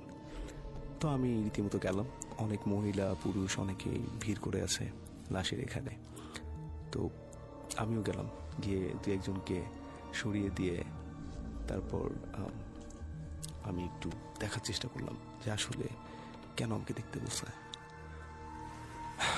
যখন আসলে আমি এটার জন্য আমি প্রস্তুত ছিলাম না, যদিও যখন আমি লাশের চেহারাটা দেখলাম আমি রীতিমতো অনেক অবাক এবং অনেক ভয় পেয়ে গেছি, কারণ আমি ফেরিতে ক্যান্টিনে খাওয়ার সময় যে ব্যক্তিকে আমার সামনে বসে খেতে দেখেছি সেই ব্যক্তিটাই এই মৃত ব্যক্তি, যে ওই ফেরিটা আটকে যাওয়ার পর চরের মধ্যে খেলাধুলা করার সময় খেলতেছিল, অন্য লোকদের সাথে দৌড়াদৌড়ি করতেছিল, এই ব্যক্তিটাই সেই মৃত ব্যক্তি। আমি এতটা অবাক হয়ে যাই এবং এতটা ভয় পাই যে এটা কিভাবে সম্ভব। কিন্তু এখানে একটু কারেকশন করি, যেটা হচ্ছে মৃত ব্যক্তিটা যিনি, ওনার গোফ ছিল, এবং যে ব্যক্তিটা আমি তাকে দেখেছি ফেরিতে এবং সেই চরের মধ্যে, এবং যে গাড়ি থেকে সেই ভাঙার ওইখানে যে কালভারটা সেখানে নামলো, ওনার গোফটা আসলে ছিল না। সো এতটুকুই পার্থক্য, একজনের গোফ আছে আর একজনের নাই, কিন্তু একই পোশাক, একই লুঙ্গি, একই শার্ট এবং চুলের আকৃতি একরকম, সমস্ত কিছুই এক, শুধু গোফটা একজনের আছে একজনের নাই। সো এটা দেখার পরে আমি সাথে সাথে গাড়িতে চলে আসি এবং ওনাদেরকে বলি যে দেখেন আমাদের চলে যেতে হবে। তো ওনারা বলতেছে যে না, আপনারা এত রাতে আর এত কষ্ট করে আসছেন, আর যতটুকু শুনলাম আপনি গাড়ির মালিক, আপনি ড্রাইভ করে আসছেন আমাদের সাহায্য করার জন্য, আপনি এত রাতে আর যায়েন না, আপনি থেকে যান, আপনি কালকে দিনে একটু রেস্ট নিয়ে তারপর যান। আমি বলছি না, আমাকে এখনই চলে যেতে হবে, আমি এখানে আর এক মুহূর্ত থাকবো না। তখন ওনারা অনেক জোরাজোরি করতে থাকে, আমি বললাম না আমি চলে যাব। তো আসলে এমন একটা পরিস্থিতি, সেখানে মরা বাড়ি মরার ঘর, আমাকে আপ্যায়ন করার মতো করে জোরাজোরি তাদের করার মতো পরিস্থিতি নেই, এবং আমিও সেখানে থাকতে ইচ্ছুক না। আমি এবং আমার সহকারী দুইজনই রওনা দিয়ে দিই, চলে আসতে থাকি। পুরোটা রাস্তায় আমার সহকারী আমার সাথে কোনো কথা বলে নেই, আমিও তার সাথে কোনো কথা বলি নেই, একদম স্তব্ধভাবে শুধু ড্রাইভ করেছি।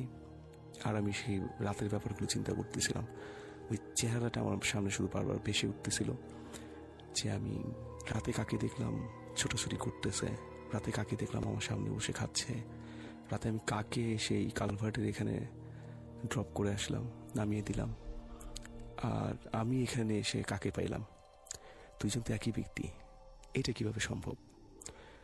এই ঘটনাটা আসলে আমার সাথেই ঘটে যাওয়া ঘটনা। আর আমি যখন ঢাকায় আসি, আমাদের যে ড্রাইভারটা ছিলেন, যিনি যাওয়ার কথা ছিল, আমি যখন ওনাকে বলি, তো উনি বলতেছিল যে দেখেন আমি আসলে আমার একটা প্রয়োজনে আমার গ্রামে গিয়েছিলাম, সো আমার কাছে প্রথমেই ওই লাশের চেহারাটা দেখে ভয় লাগছে, আমি অনেক ভয় পেয়েছি, আর এত বাজেভাবে ক্ষত বিক্ষত হয়েছে, চেহারাটা থেতলে গেছে, এটা দেখার পর আমার ভয় লাগছে যে আমি রাতে লাশ নিয়ে ড্রাইভ করে যাব, আমার অনেক ভয় লাগবে, আর আমার একটু গ্রামে কাজ ছিল, দুইটাই মিলে আমার কাছে মনে হয়েছে আমি যাওয়াটা উচিত না, আপনিই যান, এই কারণে আপনাকে পাঠাইছি।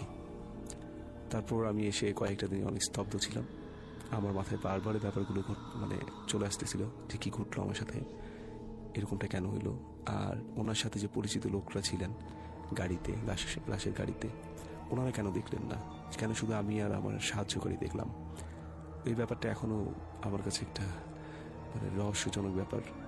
এটা তো তার রিলেটিভরা দেখার কথা ছিল, আমি তো রিলেটিভ না, আত্মীয় না, আমার সহকারীও তার আত্মীয় না, পরিচিত না, পূর্ব পরিচিতও না, তাহলে কেন আমরা দেখলাম আমি আজও জানি না।